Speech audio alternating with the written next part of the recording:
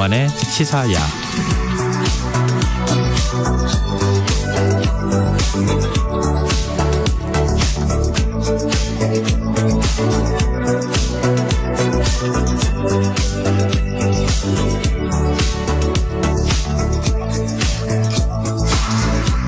하루의 마무리, 오늘도 함께 하시죠. 시사평론가 김성환입니다. 윤석열 대통령의 국정수행 지지율이 5개월 만에 다시 20%로 떨어졌다는 여론조사 결과가 나왔습니다. 정치권에선 민주당 전당대회 불법 자금 의혹이 쟁점으로 떠올랐는데요. 한 주간 있었던 정치권 움직임 뉴스와 외전에서 자세히 분석해 보겠습니다. 이번 주 일요일은 세월호 참사 9주기인데요. 세월호 참사를 겪은 어머니들의 연극 도전기를 담은 영화 장기자랑이 개봉했다고 합니다. 세월호 어머니들이 어떻게 서로를 다독이고 있는지 더 깊이 들여다보는 인터뷰 시간에 이소현 감독과 얘기 나눠보겠습니다. 김성환의 시사에는 청취자 여러분들의 관심과 참여 기다립니다. 시사 애청자분들이라면 이미 다 아실 텐데요. 라디오 청취율 조사 기간 맞아서 저희 프로그램 홍보하고 청취자 여러분들과 소통을 늘리는 차원에서 평소보다 많은 분들께 선물 드리고 있습니다. 방송 내용과 관련해 의견 보내주시면 추첨을 통해 3만 원 상당의 치킨 쿠폰 보내드릴 텐데요. 참여하실 번호는 샵9730이고요. 짧은 문자는 50원, 긴 문자는 100원의 이용료가 부과됩니다. 또 유튜브를 통해서도 실시간으로 시청, 참여하실 수 있는데요. KBS 1라디오 채널 들어오셔서 구독, 좋아요 눌러주시기 부탁드립니다. 김성환의 시사야, 그럼 지금 시작하겠습니다.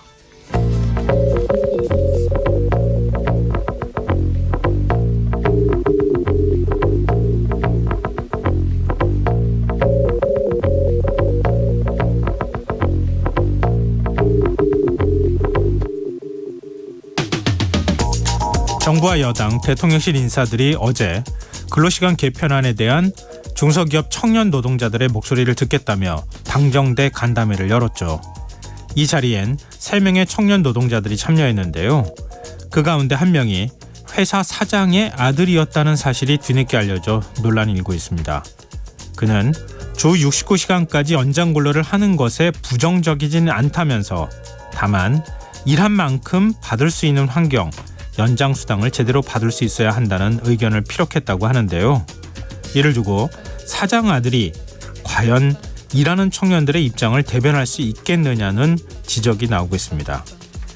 행사를 주도한 국민의힘은 해당 사항을 인지하지 못했다는 입장입니다. 국민의힘은 중소벤처기업부에 간담회 참석자 섭외를 맡겼고 중기부는 중소기업 중앙회를 통해 참석자를 모집했을 뿐 다른 의도는 없었다는 건데요. 정부 여당이 근로시간 제도 개편안에 대한 잘못된 여론이 많다면서 직접 소통에 나서 놓고 불필요한 오해를 또다시 만드는 상황, 대체 어떻게 봐야 할까요? 누군가는 사장의 아들이라도 청년 입장에서 의견을 얘기할 수 있는 게 아니냐, 이렇게 지적할 수도 있을 겁니다. 물론 저 역시 모든 목소리에 귀 기울여야 한다는 생각인데요. 그렇다면 노동부 장관이 2030 MZ세대의 목소리를 듣겠다면서 양대 노총의 청년 노동자들과의 만남을 거부하고 있는 건, 이건 어떻게 봐야 하는 걸까요? 청취자 여러분 생각은 어떠십니까? 오늘 밤 당신 안의 꿈틀거리는 지식충전 본능이 깨어납니다. 여러분의 자유탐구 영역 김성환의 시사야.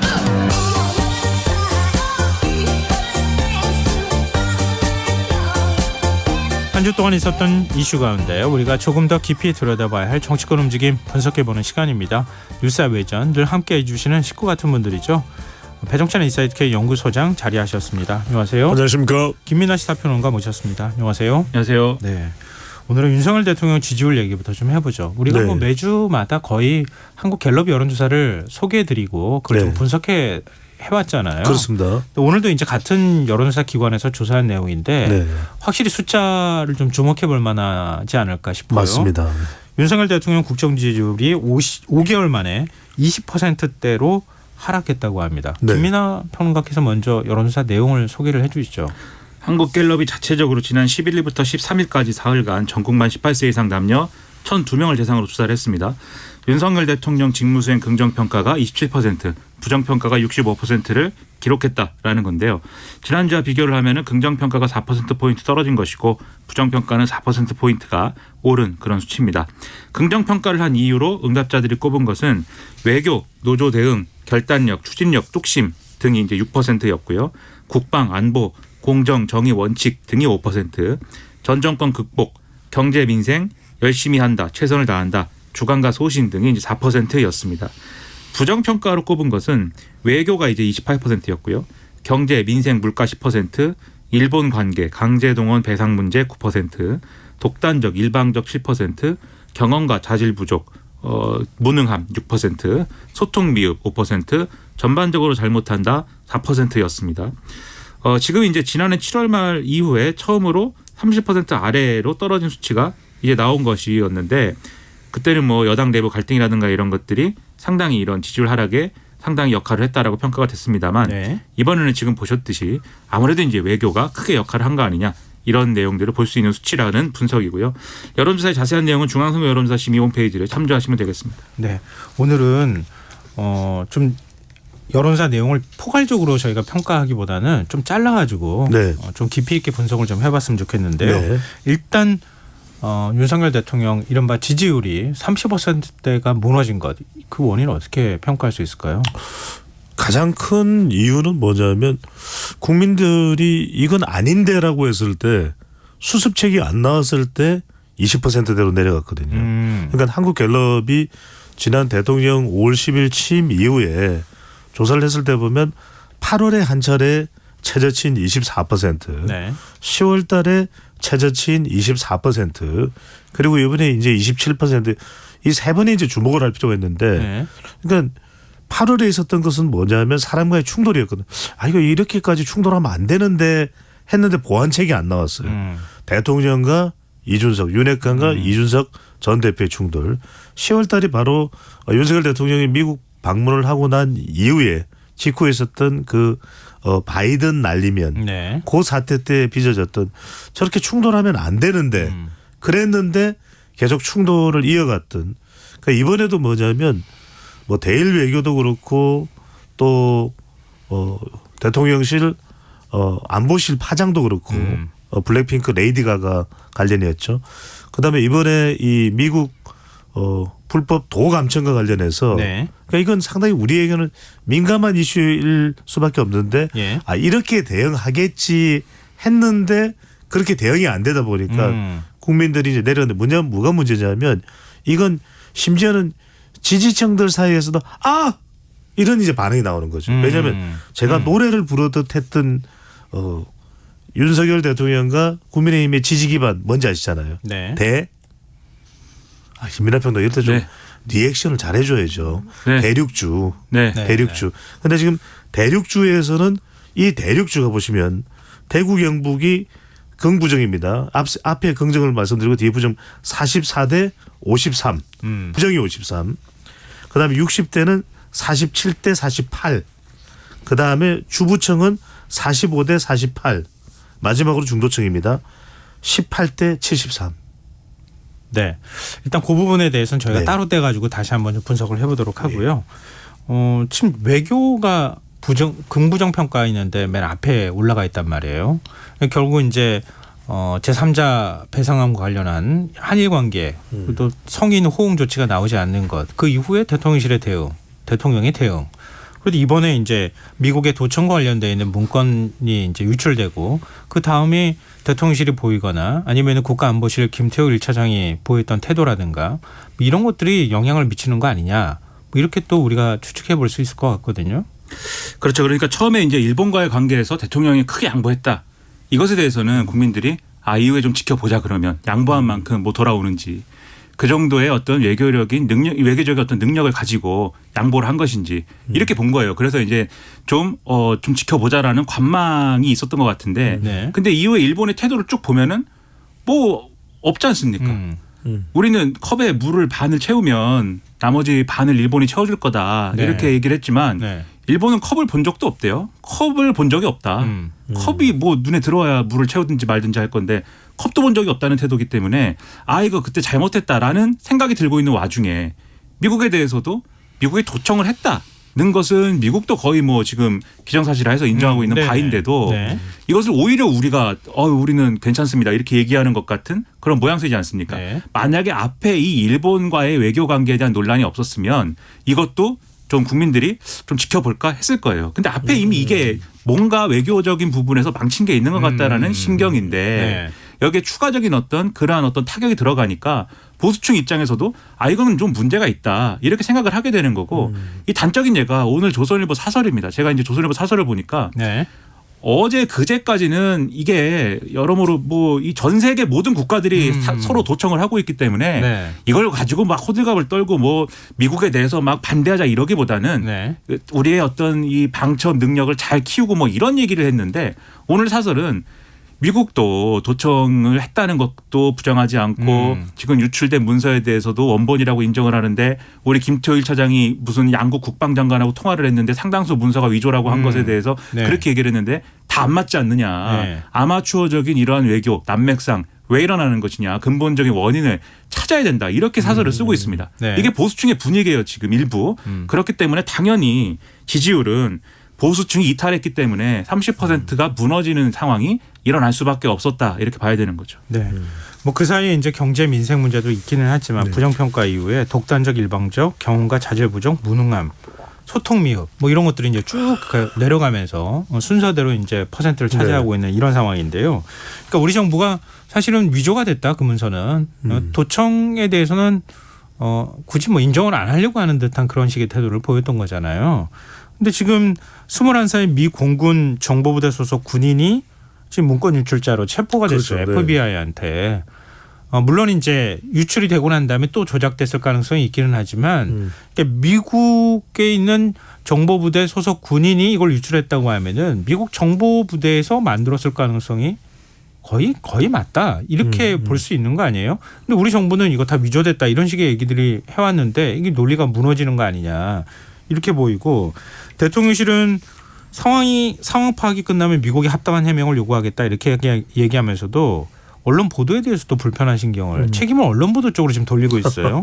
언론의 자유라는 게 늘 국익과 일치하지 않지만 만약 국익이 부딪히는 문제라면 자국 국익을 생각하는 게 먼저가 아닐까 생각한다. 이건 또 어떻게 해석을 해야 되는가. 전 세계 그런 언론이 제가 아는 언론이 한 3개 나라 정도에 있습니다. 북한, 러시아, 중국 언론은 그렇게 합니다. 자국의 국익을 자국의 정권의 이익과 등치시킨 다음에 그것과 배치되는 사안은 없는 걸로 만들거나 사실을 왜곡하거나 다른 어떤 취재 대상들에게 묻지 않거나 이렇게 보도를 하는데 우리는 자유민주주의 국가이고 오히려 이 정부가 미국으로부터 미국의 CIA나 NSA나 뭐 등등으로부터 DNI 등등으로부터 도청을 당했다라는 사실 그리고 그 도청을 한 것으로 결과로서 생산한 정보 문건이 유출됐다는 사실 여기에 대해서 오히려 미국은 우리가 좀 잘못했다. 이거는 이렇게 해서는 안 됐다라는 얘기를 하려는 태세를 갖추고 있는데 오히려 우리 정부가 문제 없습니다라고 얘기를 하면서 오히려 우리 정부가 우리 국익을 지키지 못한 것 같은 그런 분위기 속에서 국민들이 분노하고 있는 거고 거기에 대해서 언론이 지적을 하고 있는 것인데 그걸 지적을 하지 않는 게 국익을 지키는 언론의 태도이다라고 얘기하는 게 바로 인식이 굉장히 잘못되어 있다. 엉망진창이다. 이거를 보여주는 겁니다. 오히려 이런 발언이. 그러니까 대통령실은 보도를 하지 않는 게 국익이다 이런 인식을 갖고 있는 것 같아요. 근데 우리가 도청을 당한 거잖아요. 그러니까요. 우리 국익을 지키기 위해서는 왜 도청하느냐라고 말해야지 우리 국익을 지키는 거 아닌가요? 당연하죠. 그래서 다른 걸 볼 필요가 없고요. 중도층에서 윤석열 대통령에 대한 긍정평가가 18인 것은 뭐 그렇다 치고 대체적으로 한 20%대가 최근에 나왔었거든요. 네. 윤석열 대통령 지지율에서 중도층의 긍정평가는 한 20% 18인데 저는 더 주목하는 건 중도층은 이렇게 극단적으로 부정으로 치닫지는 않아요. 통상 73%가 나왔다라는 것은 이건 진보층에서 바라보는 그러니까 일종의 윤석열 대통령의 뭐 정적이라고 우리가 표현을 할 수가 있습니다. 그런 정도의 수준이 중도층에서 나왔다는 거 이건 심각한 거죠. 근데 왜 그러냐면 네. 우선 첫 번째는 우리가 이제 진위 여부 이야기를 하는데 이건 뭐 사실 같은 것도 있고 사실 같지 않은 것도 있고 그래서 도감청이라는 게 도청이라는 게 그렇잖아요. 왜 도청한 거기 때문에 실제 상황과 아주 흡사한 것도 있고 비슷해 보이는 것도 있고 아닌 것 같은 것도 있는 거예요. 네. 근데 중요한 건 뭐냐면 이런 정도의 문건 보고서를 만들기 위해서는 엄청 얼마나 많은 양을 도청했겠냐 이거죠. 감청 불법 감청했겠냐 이거잖아요. 어마어마한 양일 거예요. 실제로 미국이 가지고 있는 기술적 전에서 애슐론이라는 걸 통해서 우리 이메일까지도 다 이 도청하고 정보를 무단으로 취득할 수 있다라는 거잖아요. 그죠? 네. 근데 여기서 핵심은 뭐냐면 두 번째입니다. 이 진위 여부를 가리는 게 문제가 아니라 우리 국민들이 지금 화가 나 있는 것은 대응하는 태도예요. 그러니까 이제 주권 국가로서 한미 동맹을 우리가 해칠 일이 뭐가 있습니까? 거스를 일이 뭐가 있냐? 한미 정상회담은 중요하다고 빅데이터상에서도 나옵니다. 오피니언 라이브나 또는 썸트렌드를 분석을 했을 때. 그런데 네. 뭐냐면 태도죠. 그러니까 일본과 관련해서도 태도고 이번에도 태도고 얼마 전에 대통령실 안보실에서의 파장도 우리가 결과적으로는 태도가 되는 것이거든요. 예. 그러면 이 부분에 있어서는 단호하게 우리 국민의 입장을 전달해야지. 지금 한국 국민들은 엄청나게 화가 났다. 근데 여기서 중요한 것은 뭐냐면 이스라엘도 극도로 반발합니다. 이스라엘은 그러면 미국과의 아주 우호 동맹이 깊은 나라 아닙니까? 그런데 왜 그러느냐. 지금 프랑스, 영국 뭐 이런 나라들은 입도 뻥끗 아니에요. 독일도 그렇고. 그건 왜냐하면 2013년에 에드워드 스노든의 문건이 유출됐을 때 이 영국이나 이런 나라들도 막 미국을 도찰하고 이래요. 네. 러시아는 지금 뭐 자기들 마음대로 그냥 무단으로 도찰하잖아요. 그런데 이제 우리나라하고 이스라엘하고는 우리가 뭐 미국의 백악관까지 들어가기 위해서 도찰하겠어요. 그런데 힘든 일이고 그건 우리가 또 감히 시도도 안 하겠죠. 그 이야기는 뭐냐면 이럴 때 오히려 이스라엘처럼 주권 국가로서의 우리의 분노를 정확하게 전달하고 이게 우리의 국익에 도움이 되는 건 뭐냐면 그럼 7일 8일 뒤에 대통령이 미국 갈 거 아닙니까? 그때 바이든 대통령 국민들이 이렇게 화가 났습니다. 아니 이 정도로 우리 국민들을 화가 나게 만들었으면 IRA법이나 이 반도체나 2차 전지나 또 원전 관련해서 계속 웨스팅하우스가 딴지 걸고 있는데 이거 좀 어떻게 해줘야 되는 거 아니고 우리 국민들 지금 난리 났어요.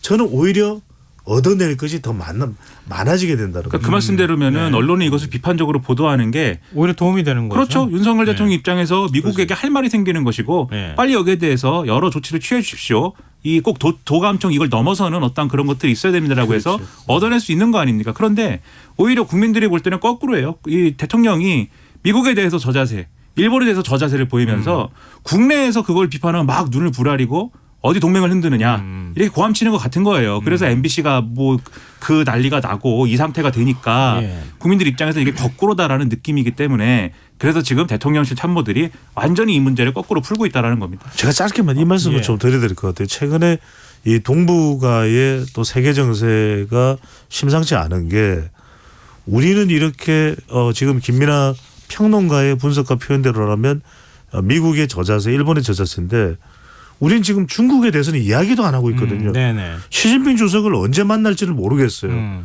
중국이 우리에게는 엄청나게 중요한 국가입니다. 네네. 그런데 마크롱 대통령은 만났어요 이미. 마크롱 대통령은 연금 개혁 법안이 그렇게 나라에서 시끄러운데도 와서 만났어요.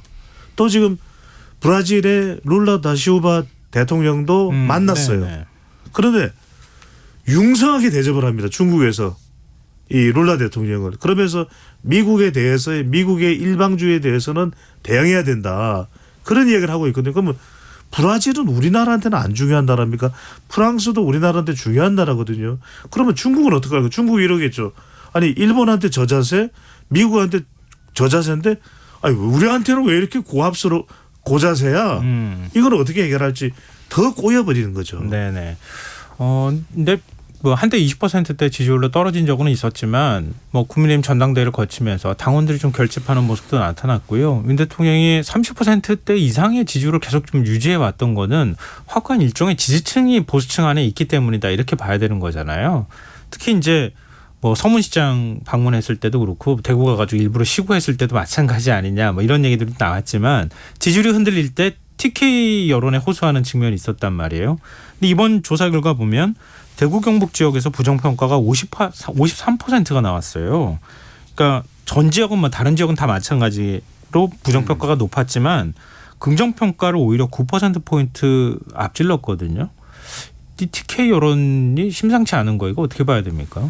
그러니까 대구 경북 유권자들이 무슨 뭐 윤석열 대통령 또는 윤석열 정권의 뭐 일종의 무슨 뭐 응원단이 아니지 않습니까? 네. 그러니까 대구 경북 유권자들도 정말 대통령이 잘해보겠다는 마음을 먹고 앞으로 잘하기 위해서 대구 경북 지역을 찾아서 유권자들에게 호소를 했다. 그러니까 우리가 도와줘야 되겠다. 이런 맥락이라면 네. 그러면 당연히 뭐 그래 좀 힘을 실어줘 보자. 뭐 미워나 슬프나 어쨌든 간에 이 국민의힘 정권이다. 이런 마음으로 대할 텐데 지금 보면은 대통령이 지금까지 어떤 리더십을 바꾸는 그런 차원도 아니고 네. 그리고 지금 말씀드린 대로 외교 안보라든가 이런 부분에 있어서 실책을 계속 똑같은 방식으로 범하고 있고 오늘 조선일보 사설에도 그렇게 써 있습니다. 그러니까 일본과의 대일 관계에서 더 이상 남은 게 뭔지도 애매해졌고 상대의 선의에만 기대가지고 이러한 정책을 펴는 것은 아마추어다라고 하는데 이걸 바꾸는 차원이 아니지 않습니까? 똑같아요. 이 지금 국민의힘 지도부도 전당대회를 그렇게 치러가지고 지도부를 뽑아놨더니 다 이제 최고위원들이 이상한 말만 하고 네. 근데 그런 상황이라면 우리한테 와가지고 이렇게 잘 보이려고 했던 건 뭐냐? 대구 경북 유권자들이 이렇게 생각하는 거거든요. 사탕발림이었냐.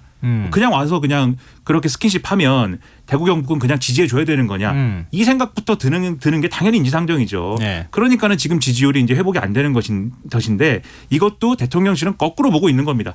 가서 이 스킨십을 늘리면 대구 경북의 보수층부터 지지율이 쭉 회복될 수 있어. 그게 아니죠. 내가 이렇게 바뀔 거야. 바뀔 건데 그 바뀌는 거에 첫 걸음으로 대구 경북에 가서 얘기를 하는 거야. 이렇게 돼야 되는 것이지. 그러니까 제가 볼 땐 정무적인 판단이나 이런 것들이 지금 일반적이지는 않습니다. 뭐 지난번에 재보궐선거에서 울산 여론이 심상치 않다는 걸 확인했던 거 아닙니까? 그렇죠. 국민의힘 입장에선. 근데 지금 대구 경북까지 흔들리게 된다 그러면 영남 전체가 흔들리는 거나 다름이 없다.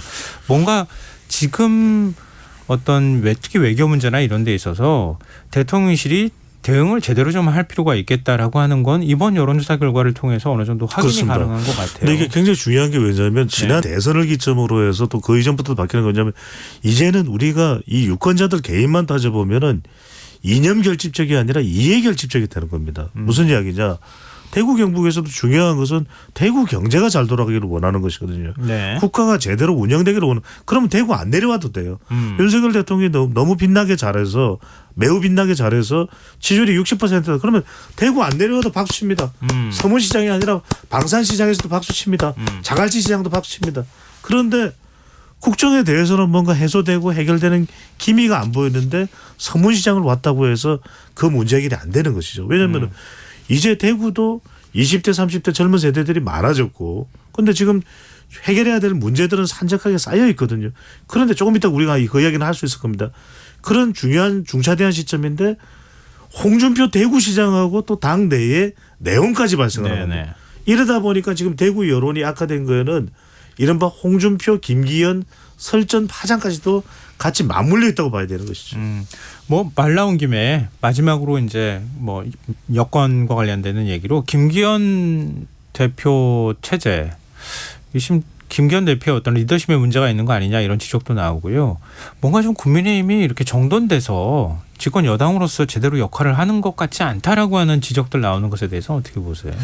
그러니까 선출할 때 국민 여론을 잘 듣고 국민 여론에 신경을 쓰는 분들 위주로 지도부를 구성을 했어야 되는데 그게 아니라 당원 여론 위주. 당원 100%로 하고. 그렇죠. 예. 지지층 여론 위주를 신경 쓰는 지도부를 구성해 놓으니까 국민 일반의 정서하고는 완전히 동떨어진 얘기를 계속 하고 있는 거 아닙니까? 네. 김재원 최고위원의 발언이나 이런 것도 그런 거잖아요. 조수진 최고위원의 박판 공기 먹는 걸로 쌀 소비량을 늘리자.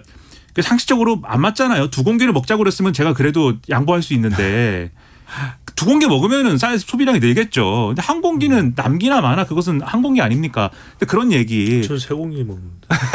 그렇죠. 우리가 뭐 마음만 먹으면은 5공기, 6공기도 먹습니다. 근데 어쨌든 뭐 그런 부분들 그리고 태영호 최고위원의 4.3에 대한 이상한 그런 사실관계와 맞지도 않고 이상한 얘기들 이런 얘기를 막 그렇게 했겠습니까? 근데 그런 얘기들이 대표적으로 국민의 상식과는 완전히 동떨어져 있는 얘기를 하는 것인데 그러면 그런 얘기가 나올 때 그러면 지도부가 또 단호하게 그런 얘기 하지 마시오 이렇게 정리를 하느냐. 그렇지도 않아요. 질질 끌면서 이거를 김기현 대표가 무슨 뭐 해결하는 것도 아니고 정강훈 목사 우리 당 사람도 아닌데 뭘 그렇게 제가 뭐라고 하겠습니까? 뭐 이런 태도고 오히려 이런 대응은 문제가 있다라고 얘기하는 홍준표 대구시장의 언론을 막으려고 하는 거 아닙니까? 상임고문을 해촉을 했는데 상임고문을 해촉을 하면 뭐 홍준표 대구시장이 뭐가 달라지나요? 지위가 달라지지 않는데 왜 그랬느냐?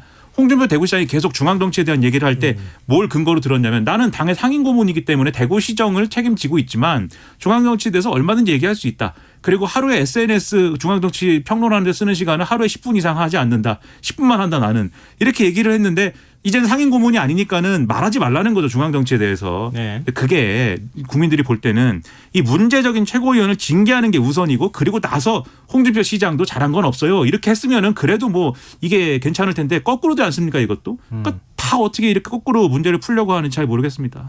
결과적으로 이게 뭐냐면은 네. 납득이 문제입니다. 이 영화 건축학 결혼 보면은 조정석 배우가 납득이로 나오거든요. 네. 납득이 안 돼.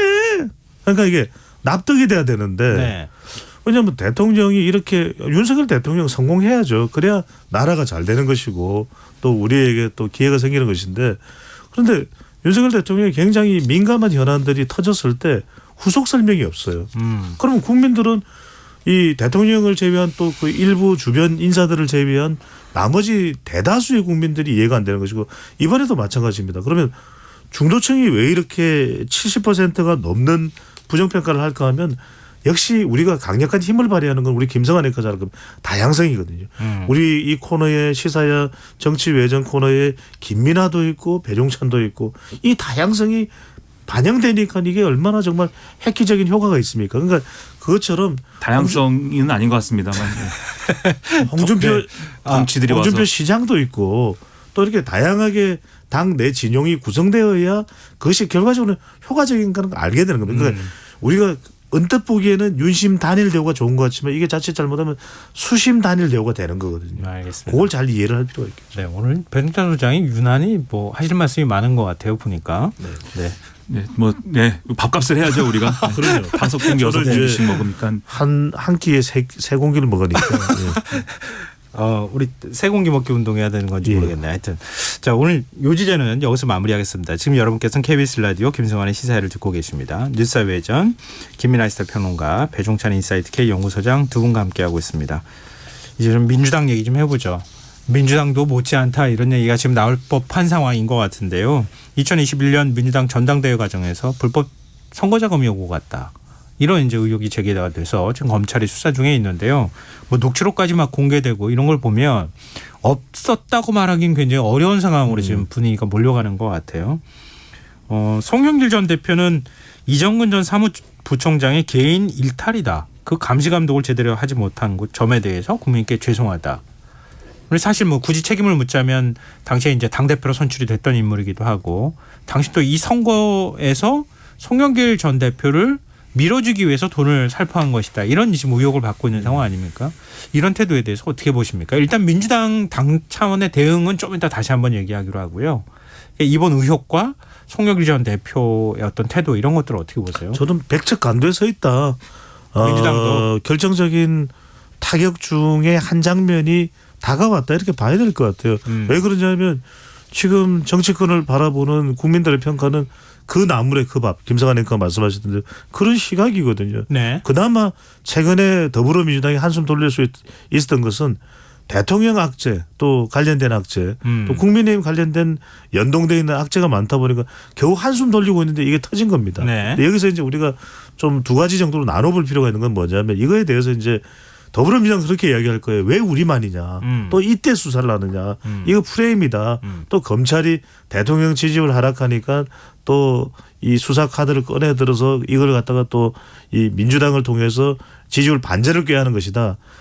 그래서 뭐 그런 의도가 있는지는 모르겠습니다만 그러면 탈탈탈 털어서라도 먼지가 안 날 대비를 하고 있었어야 되는데 네. 지금 김행국께서도 말씀하셨고 보도된 대로 관련된 녹취록만 해도 이 이정근 전 사무총장이 거의 불덩어리 상태인데 네. 지금 뭐 3만 건에 물론 이제 그 숫자가 내용이 들어있는 것도 있고 없는 것도 있고 뭐 그렇답니다. 섞여서. 하여튼 수치상으로는 3만 건이.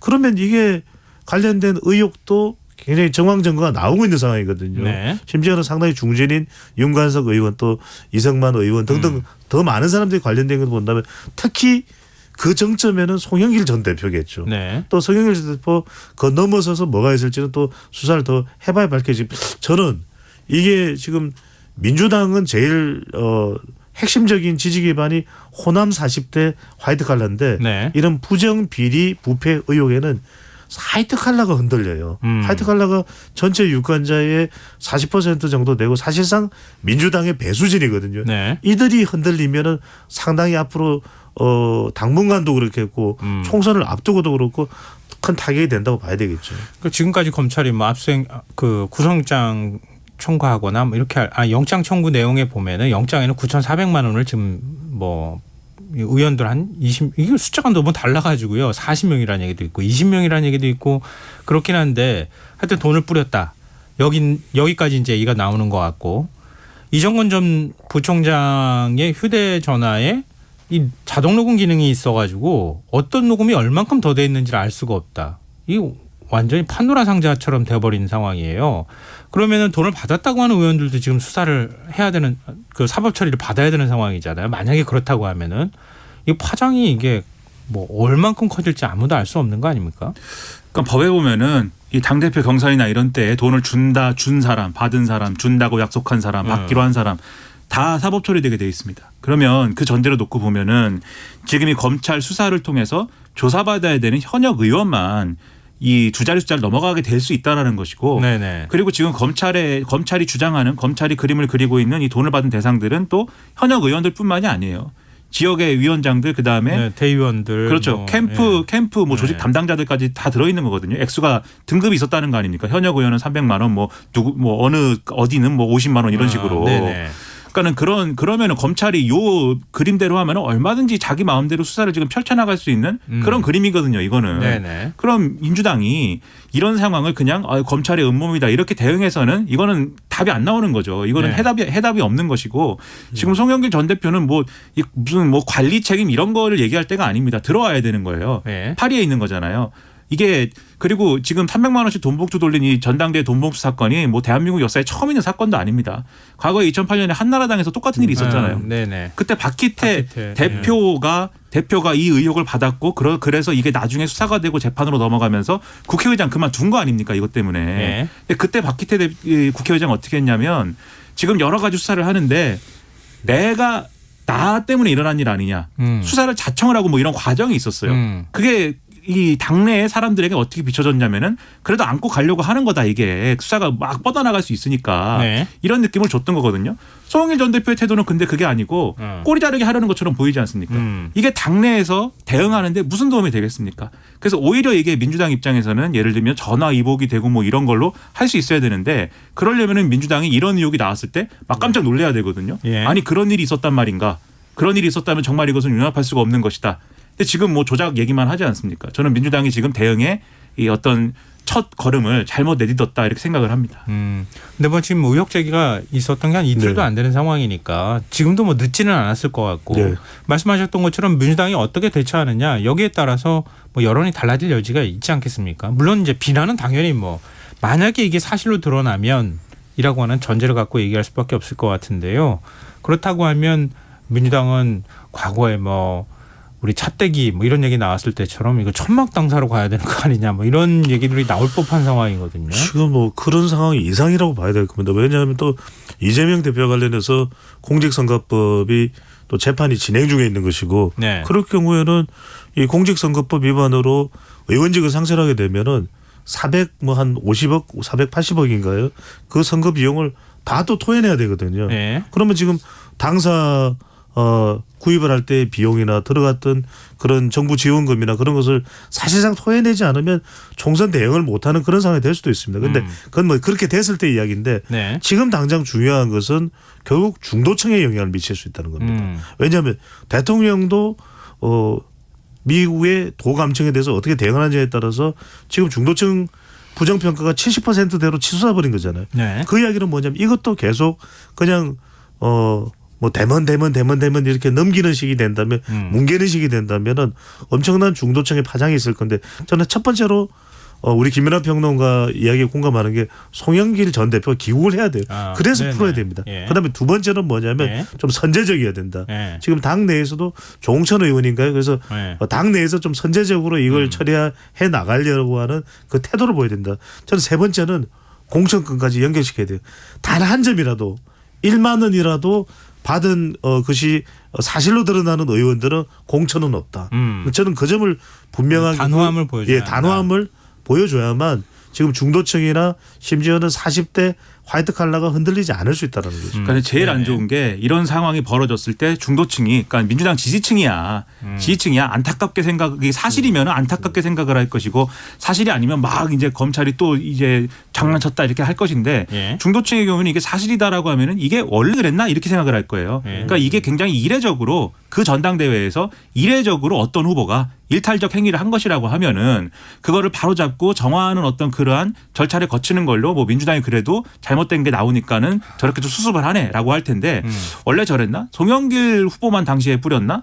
홍영표 후보는 안 뿌렸나? 뭐 이런 거 있지 않습니까? 그리고 또 뭐 우원식 등등 뭐 이런 후보들로 후보 나온 사람들 다 뭐 안 한 건가? 그러면 그 이전 전당대회는 또는 이재명 대표가 될 때 전당대회는 이런 식으로 생각을 하기 시작하면 그러면 민주당이 굉장히 부패한 정당이구나라는 그러한 이제 함정에 빠져버릴 수가 있단 말이죠. 그렇기 때문에 오히려 지금 이재명 대표가 이 대표로서 이것을 가만히 두고 볼 수 없는 일이다. 전당대회에서 이런 일이 일어났다는 거는 국민 신뢰를 크게 해치는 일이기 때문에 반드시 내가 이 대표직에 있는 한 이걸 바로잡고 갈 것이다 이렇게 나와야 되는데 네. 지금 첫 일성이 그렇지가 않아요. 왜냐하면 이재명 대표도 지금 사실 이 냉정하게 얘기하면 민주당의 오너가 아니지 않습니까? 이게 예. 오너면은 이런 걸 잡고 중심을 잡고 쳐낼 건 쳐내고 갑시다라는 리더십 발휘할 수 있는데 그렇지 않거든요. 이재명 대표가 만약에 이재명 대표가 누군가에 대해서 그렇게 쳤다라고 하면은 오히려 반격당할 수 있다 이런 구도가 지금 성립이 돼 있는 상황 아닙니까? 그래서 네. 조심스러운 건데 하지만 이 한계를 민주당의 모든 뭐 계파가 있다면 모든 계파 모든 소속의 사람들이 이 위기는 어쨌든 지금과 같은 방식의 뼈와 살을 깎는 방식으로 넘겨야 된다라는 합의를 이루지 않으면 예. 이 파고를 넘기가 어려워질 수 있다라는 거에 대해서 생각을 해야 됩니다. 그러니까 누가 누구의 잘못을 따지기 이전에 한 목소리로 당의 혁신이나 쇄신을 얘기하고 이번 사건에 대해서 엄정하게 처리하는 모습을 보여줘야 한다. 그렇습니다. 아까 이제 윤석열 대통령 지지율 얘기 나왔을 때도 예. 마찬가지잖아요. 어떤 악재가 있더라도 악재가 발생했을 때 어떻게 대처하느냐, 해소하느냐, 대응하느냐. 예, 이게 중요한데 민주당도 지금 굉장히 그게 중요한 시점이다. 예. 만약에 여기서 실망감을 느끼면 시간이 없어서 짧게 말씀드리면 이게 이제 이재명 대표의 저는 현재로서는 최대 숙제인 것 같아요. 본인의 수사나 재판에 대한 대응도 그렇지만 이게 왜 그러냐면 자칫 대응을 어떻게 하느냐에 따라 처리하느냐에 따라서 호남 지지율. 근데 호남 지지율보다 더 중요한 호남 춘향 유권자들이 많은 수도권에 영향을 줄 수 있는 이슈라고 봐야 되는 거죠. 오히려 악재로 호재를 바꾸기 위해서는 이재명 대표가 더 적극적으로 이런 문제를 그렇죠. 처리하는 게 맞지 않나 이런 예. 생각이 그렇죠. 드네요. 그 짐을 져야 됩니다. 대표로서. 네. 오늘 뉴스외전 여기까지 하겠습니다. 지금까지 김민아 시사평론가 배종찬 인사이트K 연구소장 두 분과 함께했습니다. 고맙습니다. 고맙습니다. 감사합니다. 김성환의 시사에서는 청취율 조사 기간 맞아서 청취자분들과 소통하는 시간 갖고 있습니다. 1239님. 대통령 지지율이 20%대로 떨어졌는데 대통령실 관계자가 민심을 겸허히 받아들이겠다면서도 여론조사가 과학적인 방법인가 의문점을 갖고 있다는 말을 했다고 하더라고요. 정부가 정말 민심을 들을 생각이 있는지 답답하네요. 국민 공감 능력을 좀 배웠으면 합니다. 이런 의견을 주셨어요. 한번 좀 새겨 들으면 어떨까 하는 생각이 듭니다. 떨어져야 그런 얘기를 하지 잘 나갈 얘기 안 합니다. 계속 문자 주십시오. 참여해 주실 문자 번호는 샵 9730이고요. 짧은 문자는 50원, 긴 문자는 100원의 정보 이용료가 부과됩니다. 추첨을 통해 평소보다 많은 분들께 3만 원 상당의 모바일 치킨 쿠폰 드리도록 하겠습니다.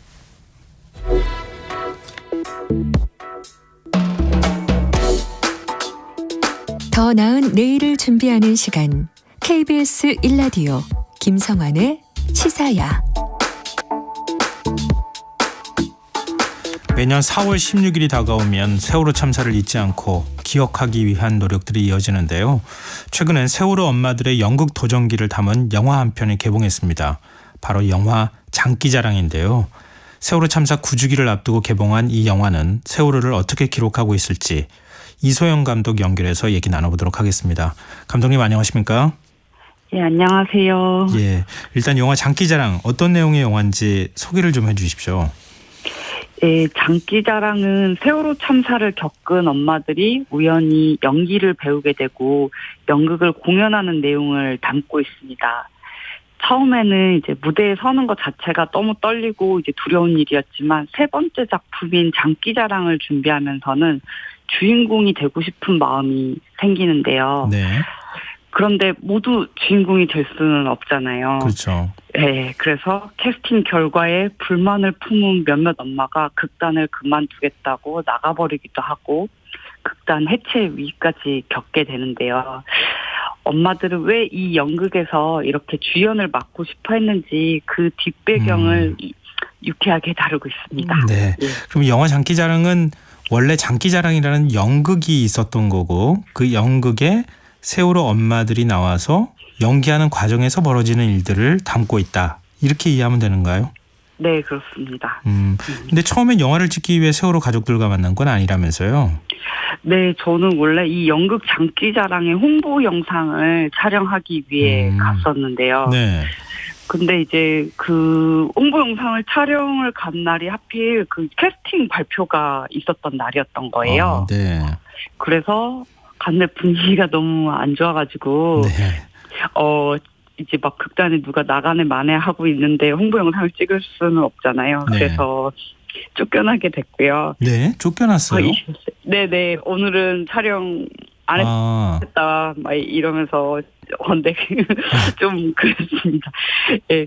그런데 이제 어떻게 홍보 영상을 찍어야 될까 고민을 하다가 네. 이제 좀 개별적으로 방문해서 댁에서 연습하는 모습을 좀 찍는 게 이제 홍보 영상을 좀 찍을 수 있겠다 싶어서 이 어머니 댁을 이제 개별 방문을 하게 됐고 네. 이제 방문하는 과정 중에 제가 이제 준비한 질문은 이번에 맡은 역할은 뭔지 그리고 어떤 내용의 연극인지 이거를 이제 여쭤봤는데 저를 붙잡고 한 2-3시간씩 왜 내가 주인공이 되지 못했는지 모르겠다. 혹은 내가 너무 주인공이 돼서 행복하다 이런 말씀을 아주 길게 설명해 주셔가지고 예. 좀 제가 그동안 뉴스나 미디어에서 접해왔던 참사 피해자 분들의 모습이랑은 좀 굉장히 다르게 느껴졌고요. 네. 이렇게 두 질문에 오랫동안 이야기할 수 있는 어떤 잠재력이 있다면 다큐멘터리로 찍어볼 만하지 않을까 싶어서 이제 촬영을 시작하게 됐습니다. 지금 서로 주연을 하고 싶어 하셨다 그랬잖아요. 네네. 이 경쟁률이 치열했습니까? 총 7분의 어머니가 계시는데 네. 모두 한 역할을 맡고 싶어 했으니까 7대1의 경쟁이. 아니 어떤 역할이길래 이렇게 그 네. 역할을 맡고 싶어 하는 겁니까? 이 장기자랑이라는 연극은 이제 내용을 잠깐 설명을 해드리자면 예. 수학여행을 가기 전에 아이들이 장기자랑을 준비해서 수학여행을 떠나는 내용을 담고 있어요. 네. 근데 이 연극의 좀 다른 점은 뭐냐면 아이들이 제주도로 수학여행을 떠나서 제주도에 무사히 도착을 하고 그곳에서 돌하루방도 보고 오메기 떡도 먹으면서 장기자랑을 올린다는 내용이거든요. 네. 그래서 어머니들이 이 주연을 맡아서 우리 아이가 그 제주도에 도착하는 순간을 조금 더 잘 보여주고 싶은 마음이 크셨던 것 같아요. 그런 의미에서 좀 더 주연을 맡고 싶었던 마음이 이제 조금 더 경쟁적으로 있지 않았을까 싶습니다. 네. 근데 저희가 조금 밝게 얘기하고 있는데 말씀 듣다가 갑자기 좀 숙연해졌어요. 가슴이 좀 뭉클하기도 하고요. 네. 근데 어머니들이 이렇게 주연을 맡고 싶어 했던 건 네. 내 아이가 하지 못했던 걸 내가 연기하고 싶다. 이런 욕심 때문이었습니까? 네, 그 부분이 정말 컸고요. 그리고 예. 이제 캐릭터별로 아이들의 이야기를 담다 보니까 네. 좀 더 이제 주연을 맡을 경우 내 아이의 어떤 순간들을 좀 더 잘 표현해 줄 거라는 그런 생각이 좀 있었던 것 같고 모델이 꿈이었던 아이 그리고 뮤지컬 배우가 꿈이었던 아이 이런 것들 내가 주연을 맡았을 때 좀 더 잘 보여줄 수 있지 않을까 이런 마음들이 어머니들이 강하셨었던 것 같습니다. 근데 영화가 재밌다, 유쾌하다 이런 반응이 있어요. 어떻게 연출을 하셨길래 그래요?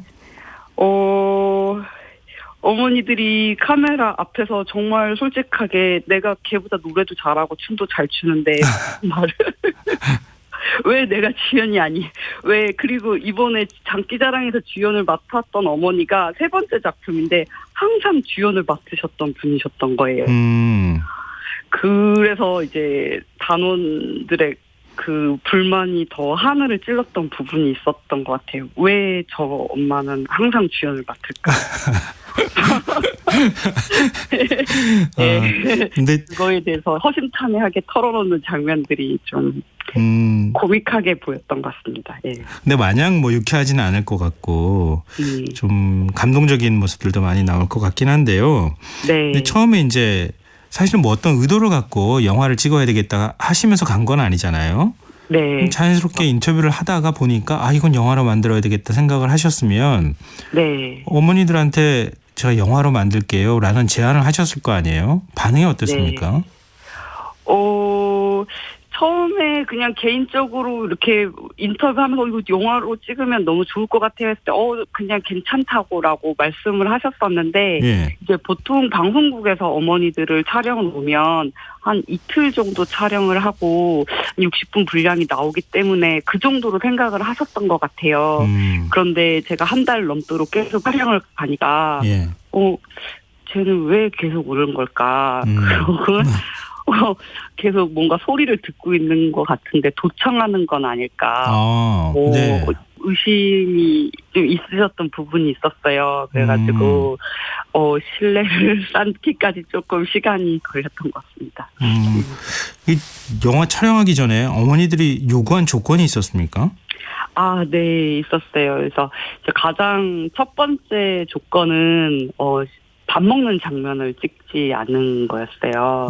왜요?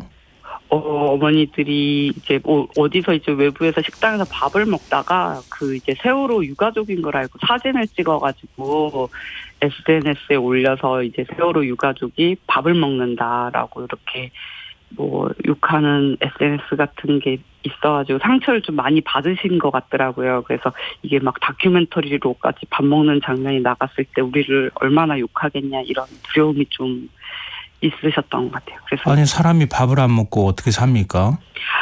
그게 희한하게도 이제 사람들 마음속에 이제 피해자다움을 요구하는 것들이 있었던 것 같아요. 그래서 광화문에서도 단식 투쟁할 때 네. 피자 먹기도 하고 그런 일까지 있었잖아요. 이거 우리 사회가 어떻게 세월호 어머니들을 대했었는지 돌아보게 되는 말씀인 것 같은데요.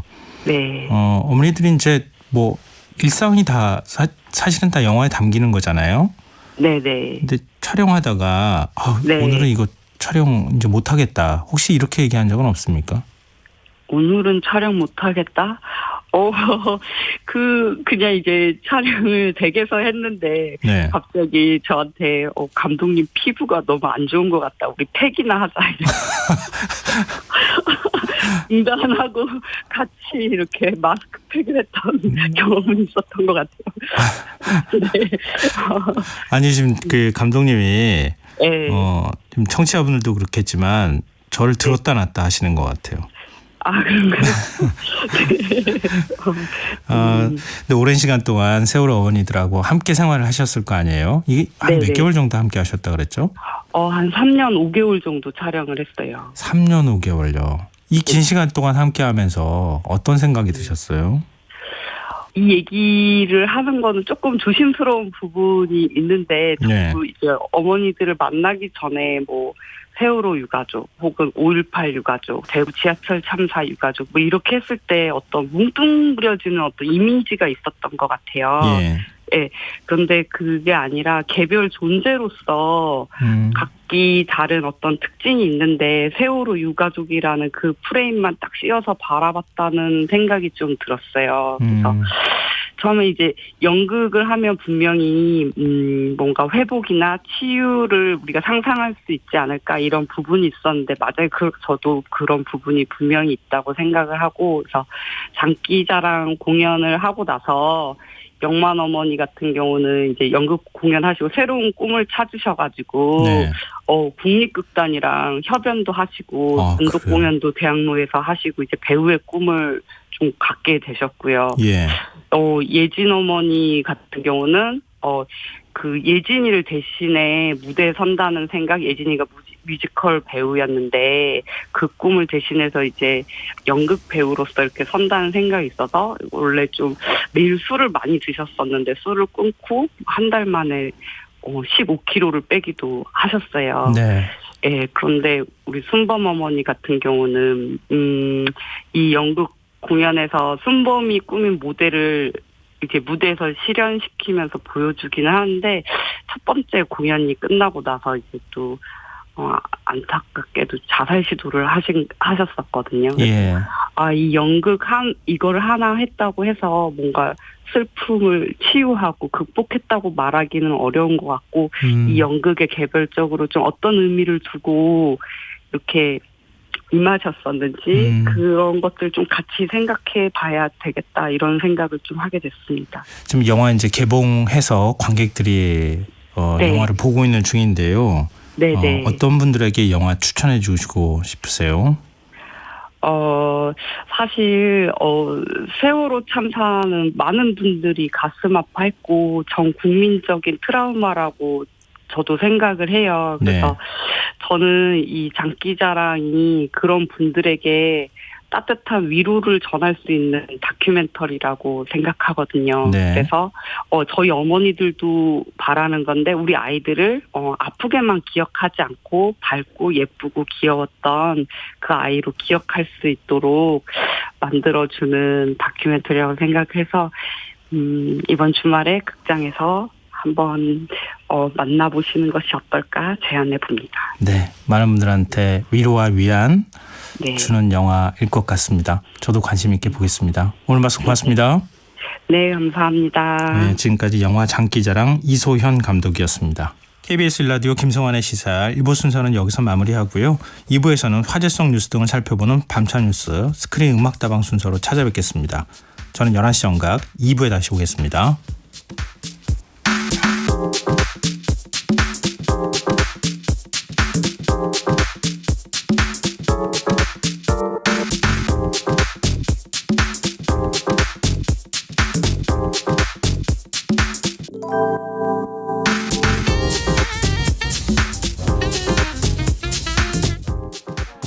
일일 시사 권장량 채워가세요.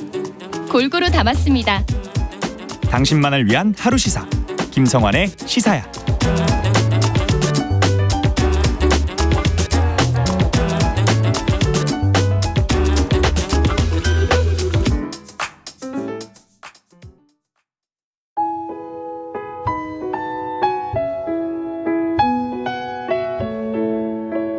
경제적인 어려움에 처한 위기 가정들이 늘고 있습니다. 복지 사각지대에 처해 있는 가정들을 미리 찾아서 지원하고 위기로부터 구하는 일이 시급한데요. KBS 강태원 복지재단은 전국의 복지관과 연대해 복지 사각지대에 있는 위기 가정들을 찾아서 지원하는 운동을 시작합니다. 생활고로 인해 소중한 생명과 가정이 파탄나는 비극이 다시는 일어나지 않도록 이 일에 함께해 주십시오. 지역 복지 전문가로서 누구보다 위기 가정을 잘 찾아낼 수 있는 복지관과 관계자 여러분들의 많은 참여를 기다리고 있습니다. 지금 바로 KBS 강태원 복지재단 홈페이지에서 신청해 주세요. KBS 강태원 복지재단.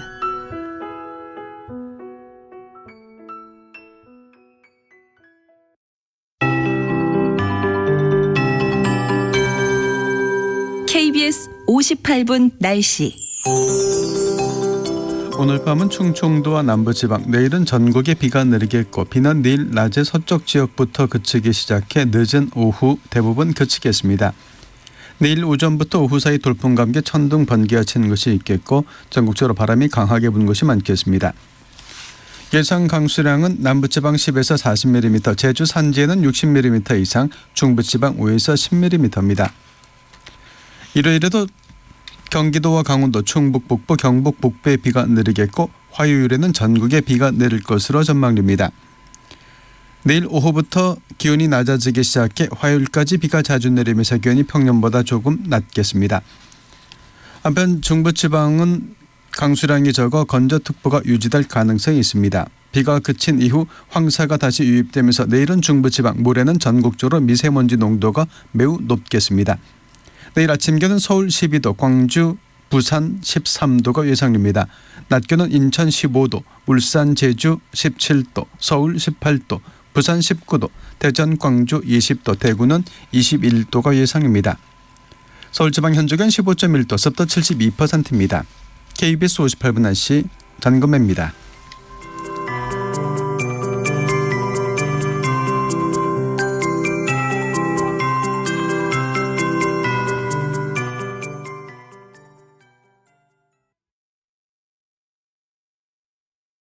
정성을 다하는 국민의 방송 KBS가 11시를 알려드립니다. AM 711kHz, FM 97.3MHz, KBS 1라디오입니다. HLKA.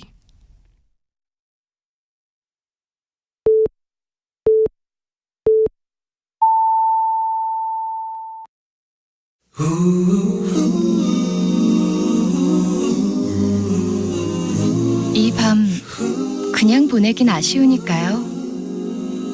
당신의 하루의 끝까지 야무지게 채워드립니다. 당신의 지식 충전소 김성환의 시사야.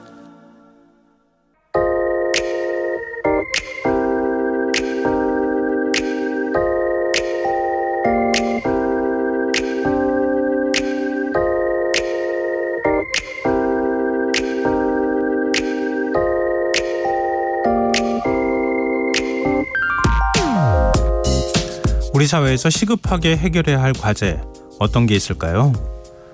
꼽자면 손가락이 발가락까지 동원해도 모자라겠지만 절박한 정도로 말하자면 낮은 출산율과 함께 거론되는 것이 지방 소멸이 아닐까 하는데요. 저출산 극복을 위해서는 정부와 지자체들이 출산 장려금에 산후조리비, 난임 시술비까지 각종 대책을 쏟아내고 있지만 실효성에 의문을 제기하는 목소리는 끊이지 않고 있습니다. 현금성 지원으로 출산율이 높아질 수 있겠느냐, 여성을 출산의 도구로만 보는 것이 아니냐, 이런 비판이 제기되는 것이 현실입니다. 그럼 지방 소멸 대책은 어떨까요?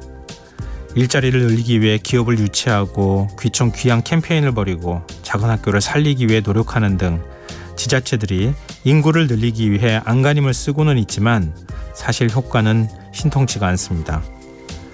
그런데 이런 대책 가운데 제 눈길을 단숨에 사로잡은 것이 있습니다. 전남 화순군이 내놓은 만원 아파트 정책입니다. 이게 그냥 이름만 만원이 아니라요. 진짜 만원만 내면 66제곱미터, 그러니까 20평 크기의 임대 아파트에서 살 수 있도록 해주겠다는 겁니다. 이 정책은 청년과 신혼부부의 지역 정착을 지원해 인구 감소를 막아보겠다는 취지에서 도입했다고 하는데요. 지난 2013년 6만 7천 명 정도던 인구가 지난 3월 기준 6만 1,000명대까지 줄어들자 일종의 특단의 대책을 마련한 겁니다. 아니, 만원이면 공짜나 다름없는데 군이 예산을 감당할 수 있겠느냐고요? 화순군은 올해 100가구를 시작으로 매년 100가구씩 4년 동안 모두 400가구를 공급할 예정인데 가구당 4,800만 원의 임대보증금을 지원한다고 가정하면 필요 예산은 총 192억 원. 화순군은 임대기간이 끝나면 다시 환수하는 구조여서 사업비가 소진되지는 않는다고 설명합니다. 물론 중위소득의 150%, 부부 합산소득 6천만 원 이하 등 조건이 붙어있기는 합니다만 고소득 가구가 아니면 자격기준 충족에는 별 어려움이 없을 것 같습니다. 또 화순군은 인근 광주광역시 등에서 인구가 유입되길 은근히 기대하는 것 같은데 어떻게 보시나요? 만원 아파트 정말 효과가 있을 것 같으신가요? 지금까지 오늘의 발견이었습니다.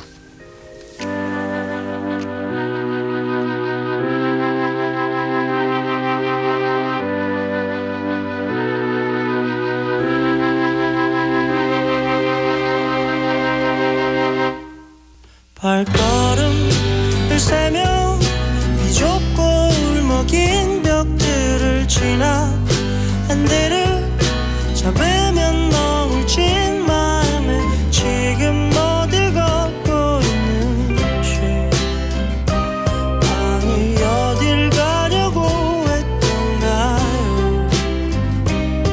소파와 고향인 어느새 섬을 이루어 미뤄둔 고민을 고요히 마주하게 하고 빈잔을 가득히 채워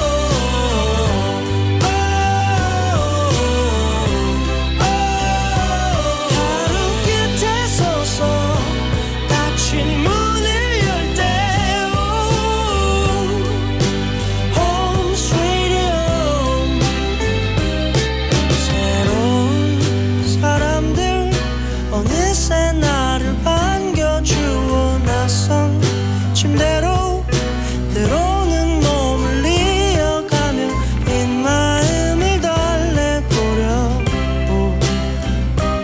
아니었던 꿈을 그리워하나 성가와 고향인 어느새 섬을 이루어 미뤄둔 고민을 고요히 마주하게 하곤 빈잔을 가득히 채웠고 아마 조금 뒤면 잠들 거예요. 점점 눈이 감겨올 때 울컥 든 마음에 미안하단 말해볼걸 좀 더 얘기해볼걸 그냥 안아볼걸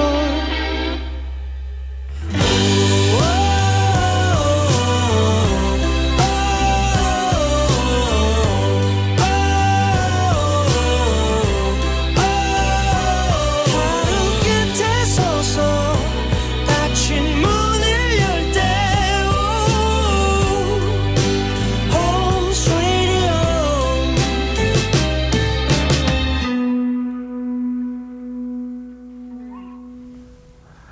카드와든의 홈 스위트 홈 들으셨습니다. 김성환의 시사는 언제나 청취자 여러분의 관심과 참여 기다리고 있다는 거 알고 계시죠? 오늘도 청취자분들이 문자 많이 주고 계시는데요. 오늘의 발견 들으시고 0743님 지방 소멸을 걱정만 하고 있었지 이렇게 실험적인 시도를 하고 있는 줄 몰랐네요. 근데 주거와 함께 생활 인프라, 일할 직장 등이 함께 갖춰져야 할 것 같은데요. 그래야 인근 광주 외에 외지인들도 화순으로 모여들 것 같습니다. 이렇게 되게 좋은 의견 주셨어요. 하나의 정책이 하나로만 모든 것들 다 충족하기는 어렵겠죠. 특히 인구 정책은 더 그런 것 같습니다. 여러 가지 조건이 같이 맞아떨어져야 하는데 근데 또 어찌 생각해 보면은 집을 관리비는 그렇게 많이 들 것 같지는 않고요. 임대료 10,000원 정도에 살 수 있다고 하면 좀 초주머니가 얇은 그런 청년층은 한번 관심을 가질 수 있지 않을까 하는 생각도 좀 들기는 해요. 또 다른 이제 비판적인 의견들도 있을 수 있겠지만 그리고 김희식님 요즘 밥값도 10,000원짜리 찾기가 힘든데 10,000원 주택이라니 제일 와닿는 정책인데 일시적이 아니라 오래 지속되는 제대로 된 정책이 되길 바랍니다. 이렇게 의견 주셨습니다. 이게 6년 정도 살 수 있다 그래요. 6년 정도 안정적으로 임대 아파트 10,000원 정도 내고 사는 동안에 부지런히 돈을 모아서 집을 좀 구할 수 있는 또 사실은 전세금 마련하기도 그 녹록지 않잖아요. 젊은 층은 그 사이에 열심히 모아서 전세금도 마련하고 집도 또 살 수 있다 그러면은 초기 출발하는 조건으로는 나쁘지 않겠다. 제가 너무 긍정적으로 생각하나요? 그런 생각이 좀 들어요. 서울에 한 10만 원 아파트 준다 그러면 괜찮지 않을까요? 그런 생각도 좀 드네요. 왜냐하면 서울살이가 워낙 고되잖아요. 서울은 쉽지는 않겠지만 말이죠. 네, 의견 보내주셔서 고맙습니다. 그리고 방송 들으시면서 5230님 일요일이 세월호 9주기네요. 주말에 아이들 데리고 세월호 유가족들이 나오는 영화 장기자랑 보러 가려고요. 세월호 잊지 않고 기억합니다. 모든 유가족분들 힘내세요. 이렇게 의견 주셨고요. 1700님 모처럼 야근하면서 회사에서 홀로 시사회를 청취하고 있습니다. 시사회 하는 시간까지 야근하는 건 드문 일이지만 그래도 방송 덕분에 덜 지루하게 업무를 보고 있어서 위안이 되네요. 이렇게 문자 주셨습니다. 정말 감사드립니다. 계속 시사 많이 애청해 주셨으면 좋겠고요. 또 청취율 조사 기간 맞아서 평소보다 많은 분들께 선물 드리고 있잖아요. 추첨을 통해 3만 원 상당의 치킨 쿠폰 드리고 있는 중입니다. 적극적으로 문자 참여해 주시고요. 혹시 02로 시작되는 번호가 오면 전화가 걸려오면 김성환의 시사야 잘 듣고 있다 이렇게 꼭 말씀해 주셨으면 좋겠습니다. 계속해서 참여하실 문자 번호는 샵 9730이고요. 짧은 문자는 50원, 긴 문자는 100원의 정보 이용료가 부과됩니다. 콩 게시판 KBS 일라디오 유튜브 채널을 통해서도 무료로 참여하실 수 있습니다. KBS 일라디오 김성환의 시사야와 함께하고 계신 지금 시각은 11시 9분입니다.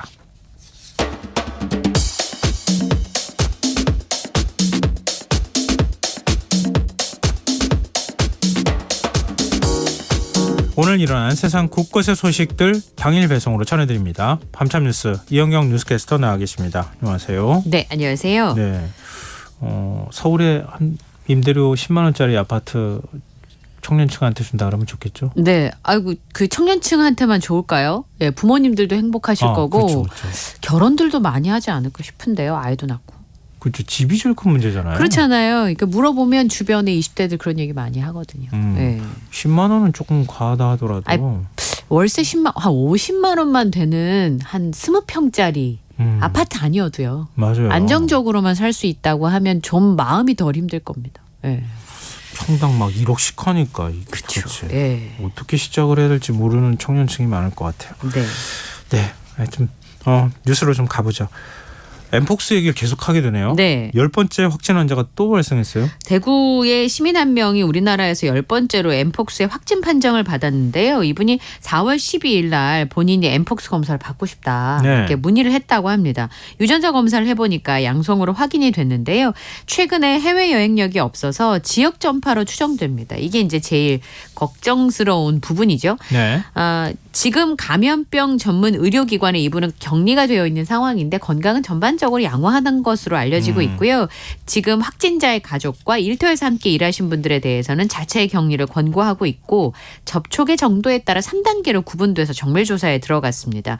엠폭스 확진자가 처음에 우선 그 이제 발병했을 때 사진 때문에 충격을 많이 받기는 했었지만 2022년 6월에 우리나라에서 첫 확진 사례가 발생한 뒤에도 띄엄띄엄 발생을 했기 때문에 그렇게 막 공포를 많이 가지고 있지는 않았습니다. 그런데 지금 문제는 뭐냐면 그때는 해외에서 들어오신 분들이 확진이 된 경우가 많았는데 국내 감염으로 추정되는 확진자 5명이 일주일 안에 확정이 됐다는 게 그게 이제 걱정스러운 거죠. 문제는 지역사회에 혹시 감염이 된 건 아닌가라는 우려 때문입니다.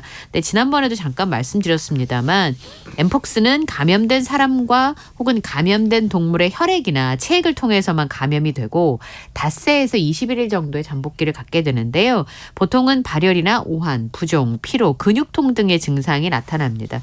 그러니까 말씀드린 것처럼 밀접 접촉을 통해서만 감염이 되기 때문에 대규모 감염이 될 가능성 그렇게 높지 않은 것으로 보고 있는데요. 지금 방금 제가 또 확인을 좀 더 해보니까 부산에도 확진자로 의심되시는 분이 지금 발견이 됐는데요. 이 사람의 경우에도 국내에서 확진이 된 상황입니다. 그래요? 예. 그래서 근데 이 분을 의심하고 있는 이유가 이분하고 접촉한 사람이 전라남도에 거주하는 6번째 확진자이기 때문인데 온라인을 통해서 만났고 서로 익명을 쓰고 있어서 그동안 이렇게 찾기가 좀 어려웠던 측면이 있었습니다.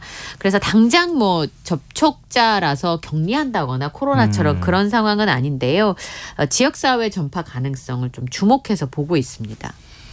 그럼 어찌됐든 지금 발견되지 않은 그 감염자들이 있다. 네. 근데 이 사람들이 스스로 와가지고 알리지 않으면 더 확진자들이 많이 나올 가능성이 있다. 네. 감염 경로를 확인하기가 어려워서 그게 제일 문제인 거예요. 네. 예. 지금 일본도 뭐 한 주에 한 10명씩 나온다 그러잖아요. 갑자기 우리나라도 지금 확진자들이 늘고 있어요. 이게 외국에서 들어오는 사람들 숫자가 부쩍 늘어나서 그런 겁니까? 아니면은 어떻게 봐야 되는 거예요? 글쎄요. 이제 이걸 제가 단언해서 말씀드리긴 어려운데 몇 가지 근거를 한번 볼게요. 아까 일본 말씀하셨는데 일본하고 대만 그러니까 서태평양 지역에서 발생이 늘고 있습니다. 그러면 주변 국가인 우리나라에서는 해외여행을 요즘에 최근에 많이 가시니까 아무래도 감염될 확률이 훨씬 높겠죠. 일본 같은 경우는요. 지금 누적 확진자가 106명을 넘었다고 발표를 했습니다. 그런데 올해 들어서 이 엠폭스의 감염이 확진된 확진자가 98명으로 90%를 차지하고 있거든요. 올해 부쩍 늘어났다? 네. 일본에서도 처음 확진자 나온 게 우리나라와 비슷한 2022년 7월이었단 말이에요. 근데 7월부터 12월까지 8명이었습니다. 그런데 그게 갑자기 올해 들어서 1월 달에 7명, 2월 달에 12명, 3월 달에 55명, 4월 달에 24명. 근데 전부 남성이고요. 우리나라와 같은 부분이 뭐냐면 해외 방문 이력이 없는 지역 감염자라고 하는 겁니다. 그래서 후생 노동성에서도 국내에서 감염이 확산되고 있는 것으로 보인다라고 인정을 한 상황인데요. 우선 전 세계적으로 확진자들이 한 11일까지만 8만 명이 넘게 발생을 했고 그중에 116명은 사망을 했습니다. 네, 이제 이렇게 보면 그동안 들어왔을지 모르는 감염자가 예. 접촉을 통해서 확진자들이 생겼는데 역학조사가 정확하게 안 된, 초창기 안 된 상황에서 접촉과 접촉이 이루어지면서 네. 확진자가 늘어나고 있는 것은 아닌가. 그렇지만 아까 말씀드린 것처럼 대형 수단도 있고 아주 밀접 접촉이 아니면 백신도 감염이- 있고 치료제도 예, 있고 하니까. 감염이 되는 건 아니기 때문에 지나치게 우려할 필요는 없다. 네, 알겠습니다. 또 엠폭스라고 저희가 계속 얘기하니까 이게 무슨 신종병이야 이렇게 생각하실 것 같은데 얼마 전까지만 해도 원숭이 두창으로 불렸던 네, 병입니다. 그렇습니다. 예, 이게 공식 명칭이 좀 달라졌기 때문에 저희가 엠폭스라고 부른다는 점 이해해 주시면 좋을 것 같아요. 그리고 아주 그렇게 우려할 만한 상황은 아니지만 어찌 됐든 새로운 신종 전염병이 우리 사회에 이렇게 퍼지고 있다고 하는 것은 굉장히 경계를 해야 할 그럼요. 부분이라서 저희가 좀 소식을 전해드리고 있습니다. 예. 다음 뉴스로 넘어가 보겠습니다. 김포 골드라인 얘기도 계속하고 있어요. 우리가 저희가 인터뷰도 하기도 하고 그랬는데 네. 혼잡도를 줄이기 위한 대책을 서울시가 내놨어요. 정부에서 김포 골드라인 그 별명 중에 하나가 승객 실신 지옥철이란 오명이 있습니다. 그냥 지옥철도 아니고 승객 실신 지옥철요? 지난번에 진행자님하고 저하고 네. 얘기 나눴잖아요. 맞아요. 2명의 여성이 아침 출근 시간과 등교 시간에 기절을 했는데 한 달에 몇 번씩 있다라고 김포 골드라인 관계자가 얘기한 것 때문에 저희가 분노했던 거 아마 기억하실 그러니까요. 거예요. 그런 일이 있는데도 불구하고 우리 당연한 것처럼 네. 우리들 그럽니다. 이런 식의 태도를 보이는 건 안 되는 거죠. 네. 당장 대책을 만들어도 모자랄 판에. 보통 이제 한 양에 타는 승객들의 과밀도가 180만 돼도 180%만 돼도 심하다. 정말 숨을 쉬기 어려울 거다라고 얘기를 했는데 여기는 거의 200%가 넘어가거든요. 네. 그러니까 정말 사람들이 타는 것 자체가 고욕인 그런 곳인데요. 우선은 서울시에서 이렇게 대책을 내놨어요. 3가지인데 먼저 출퇴근 시간에 혼잡 시간대 탑승 제한 등의 혼잡도를 관리하는 사람, 커팅맨이라고 하는 사람을 빠른 시일 안에 배치하기로 했습니다. 네. 그다음에 김포 골드라인은 지금 지하철인데 갑자기 늘릴 수가 없으니까 네. 그러면 그 김포 골드라인의 노선을 대체하는 시내버스와 광역버스를 추가로 투입한다는 겁니다.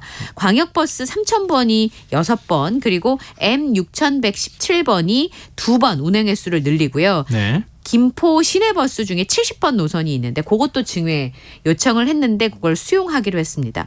그리고 40인승 이상의 수륙 양용버스를 한강에 투입해서 도로 혼잡도를 줄이겠다라고 하는 대책을 지금 내놓은 상황인데요. 저도 그 김포시에서 내놨다 이런 얘기를 들은 것 같은데요. 그럼 수륙 양용 버스를 몇 대를 도입해야 되는 거예요? 한강으로 버스가 그러면 물길을 몇 대가 지나가야지 이게 제대로 이동시키는 효과가 있는 거예요? 네, 이제 그런 얘기들을 하실 수밖에 없고요. 그리고 이제 당장 그 국토부에서 내놓은 안과 좀 배치되는 측면들이 있어서 서울시에서 지금 3가지를 내놨잖아요. 네. 그러면 이거의 문제 뭐냐면 지하철을 왜 타요?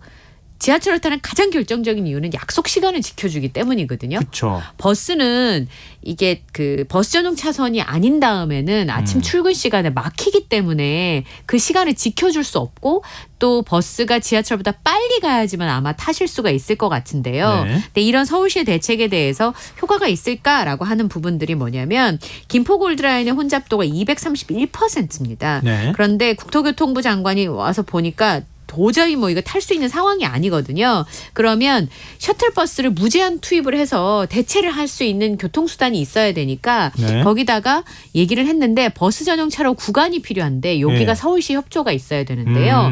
기존 노선을 김포공항까지 연장을 하고 운행 횟수도 늘린다고 하는 건데 상습 정체 구간에 버스 전용 차선이 안 되면 대체할 수 있는 능력이 없어지게 되는 거예요. 그렇죠. 예, 그러다 보니까 그런 부분에 있어서 서울이 울타리를 쳐서 나머지 시도 알아서 해라 이렇게 하면 안 된다. 원희룡 국토교통부 장관이 얘기를 했더니 네. 서울시에는 무슨 얘기냐. 2년 전에 전용차로 설치하겠다고 논의를 했는데 국토부가 그 이후로 아무 말 한 거 아닌 거 아니냐. 이렇게 얘기하면서 이건 동상이몽이라고 해야 될까요? 그것 때문에 어떡자로 해야 될까요? 원희룡 장관하고 오세훈 시장하고 얼굴을 붉혔다 이런 얘기도 나오더라고요. 네. 그런데 서울시는 어쨌든 전용 차로가 있어야 들어오게 되는 것이고 그래야 시간을 그렇죠. 줄여주고 그나마라도 김포 골드라인의 혼잡도를 좀 줄일 수가 있는데 효율성이 좀 떨어지고 있기 때문에 이런 부분에 있어서는 조율이 빨리 필요할 것 같고요.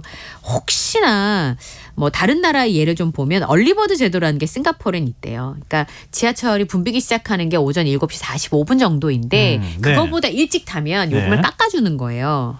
요걸 면제해주거나 아니면 칠레 같은 경우는 사람이 많이 모일 때 지하철 게이트 자체를 차단하기도 한다고 하는데 예. 지금 김포골드라인은 그런 걸로 해결될 수 있는 상황은 아닌 것으로 보입니다. 그리고 뭐 지금 더 연장한다 그래요. 일부 지하철을 좀 같이 사용할 수 있도록 네. 지하철 연장한다는데 그것도 한참 있어야 가능한 일이잖아요. 그렇죠. 5호선 연장이나 아니면 GTX 진호선 만드는 거 언제 그거 다 만듭니까? 네. 시간 한참 남았죠. 게다가 증편도 지금 2량씩 6개 열차 12량을 내년 6월에 증편한다 그러는데 그럼 내년 6월까지는 어떡하라는 거냐. 이런 얘기가 나올 수밖에 없습니다. 아니 꼭 사람이 질식할 정도로 그렇게 혼잡도가 높다는 얘기가 나와야 누군가가 큰일 나겠다. 이게 나와야 대책을 이렇게 만드는 겁니까? 네, 원래 저는 이 김포 골드라인이 이렇게 혼잡도가 높은 건 이게 어제 오늘 일이 아니잖아요. 이태원 그러니까요. 참사 이후에도 얘기가 나왔는데 지금 벌써 4월이지 않습니까? 그래도 지금 찬밥도 온밥 가릴 상황이 못 되니까 어떻게 해서든 특단의 대책을 만들어서 이거 인명사고로 이어지지 않도록 만드는 게 그게 정부와 지자체가 해야 될 역할이니까요. 예. 근데 반응은 어때요? 이번에 뭐 혼잡도가 많이 낮아질 것 같다. 예. 뭐 버스도 이렇게 뭐 셔틀도 만들고 네.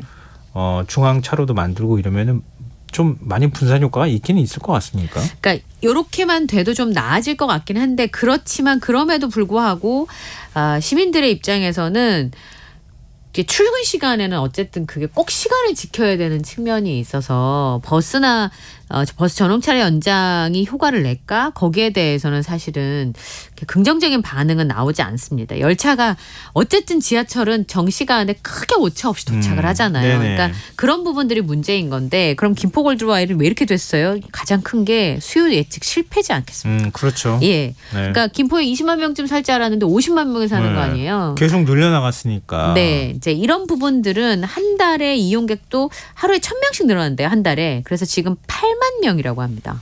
김포골드라인 이용객이. 네. 예, 어떤 지역은 만들어 놓고 사람이 없어서 수익성 뭐 걱정을 경전철이 하고. 그렇게 하는 경우가 네. 많잖아요. 지금 이런 경우는 열차를 더 이어붙여서도 대응을 할 수 없는 구조로 돼 있잖아요. 네. 애초에 2량 크기로 설계를 했기 때문에.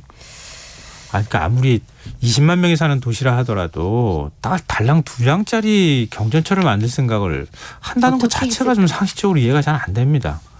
그러니까 그 예산 문제 가지고 자꾸 얘기하면서 그렇게 대처하고 나니까 결국 이런 일이 벌어지는 거 아닌가 싶어요. 정부 당국자들이 정말 이런 부분들에 대해서는 뭔가 설계하고 기획하는 뭐 기재부부터 시작해서 공무원들이 좀 기억하고 그럼요. 잊지 말아야 될 부분이라고 생각합니다. 지금 여러분께서는 KBS 라디오 김성환의 시사야와 함께하고 계십니다. 밤차 뉴스 계속 이어가겠습니다. 뭐 바쁘다는 이유로 아침밥 거르는 분들 많잖아요. 저도 뭐 그런 경우가 종종 있는데요. 이 청소년기에는 그러면 안 되잖아요. 한창 클 나이에는 많이 먹어야 된다. 이렇게 얘기를 하는데 아침밥 거르는 경우가 요즘에도 계속 많다고 하죠. 네, 10명 중에 4명은 아침 식사를 하지 않는다고 합니다. 이유가 참 기가 막힌데 시간이 부족해서예요. 시간이 부족해서 봤더니 자는 시간이 모자라니까 학생들이 안 먹더라도 조금이라도 더 자고 싶은 마음 때문에 시간이 부족해서라고 답을 했던 겁니다. 네. 교육부하고 질병관리청이 조사를 해보니까 중고등학생 10명 중에 4명은 아마 이게 그나마 중고등학생이어서 그럴 거예요. 고등학생들만 한정하면 더 아침을 거르는 사람이 많을 것 같은데요. 일주일에 5일 이상 아침 식사를 거른다라고 답을 했습니다. 이유는 말씀드린 것처럼 시간이 없어서라는 이유가 많았고요. 그 다음도 문제예요. 식욕이 없어서도 21.4%, 네. 배가 아프거나 소화가 안 돼서라고 하는 답변도 14%였습니다. 심지어는 하루에 한 번 이상 과일을 먹는다라고 하는 청소년의 비율은 지난해 17%까지 떨어진 상황이고요. 대신에 주 3회 이상 패스트푸드를 먹는다라는 비율은 27.3%로 1년 전에 비해서는 1.1%포인트, 5년 전에 비해서는 6.8%포인트가 상승한 수치입니다.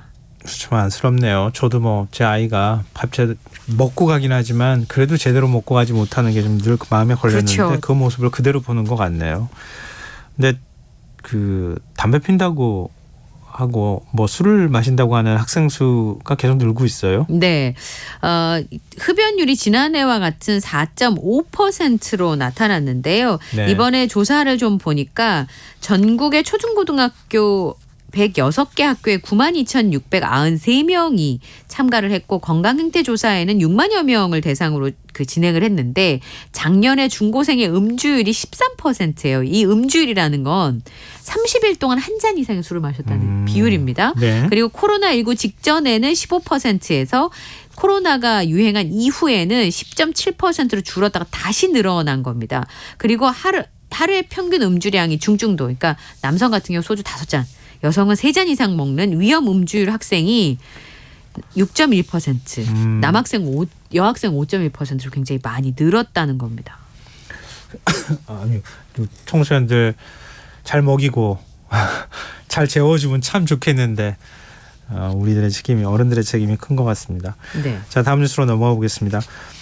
최근 산불 피해 입은 강릉 지역에서 관광객들이 발길이 끊겨 더 힘든 시기를 지금 주민들이 보내고 있다고요. 네, 요즘에 예약 취소 전화가 굉장히 많이 온답니다. 네. 봄철을 맞아서 전국에서 이제 예약을 했다가 이달 말까지만 해도 예약을 받았는데 최근에 산불로 모두 취소됐다는 업장이 굉장히 많은데요. 불이 난 현장에 와서 관광을 한다는 것 자체가 좀 미안하기도 하잖아요. 그쵸. 그래서 그런 것 같다라는 부분이 있고요. 지난번에 이야기를 나눴습니다만 강릉 경포대 일원이 다 이제 뭐 펜션도 있고 호텔도 있는데 이번에 화재로 많이 훼손이 됐잖아요. 네. 특히나 송림 경포해수욕장, 그다음에 사근진 해수욕장 주변에 데크, 화장실, 샤워장, 포토존이 다 불에 탄 상황이니까 경포대에 있는 야산도 건물하고 기념탑을 제외하고는 소나무 숲이 다 탔거든요. 이러니까 경관이 훼손됐으니까 숙박업소도 사실 파손 피해도 입기도 했고요. 네. 그러다 보니까 호텔 객실 예약률이 평소보다 20%가량 떨어지고요. 펜션을 포함한 다른 숙박업소는 주말 예약 취소가 빗발치고 있다고 합니다. 근데 강릉이 여름이 성수기겠지만 4월과 5월은 준성수기인데 굉장히 어려움을 겪을 수밖에 없는 거죠. 저도 관계되는 분이 있어가지고 거기에 그래서 깜짝 놀라가지고 물어보니까요. 육지에서 바라볼 때 경포를 기준으로 왼쪽이 지금 불에 타고 오른쪽은 그나마 조금 불에 타지 않았다, 이렇게 또 얘기를 하고 있더라고요. 그러니까 그쪽 지역에 계시는 분들 입장에서 얼마나 지금 절박하겠습니까? 걱정하지 마시고 예약 취소하지 마시고 강릉 갔다 오셔도 될 것 같아요. 네. 많은 분들이 좀 도움을 주셨으면 좋겠습니다. 오늘 밤참수 여기까지 하겠습니다. 지금까지 이현경 뉴스캐스터와 함께했습니다. 고맙습니다. 감사합니다.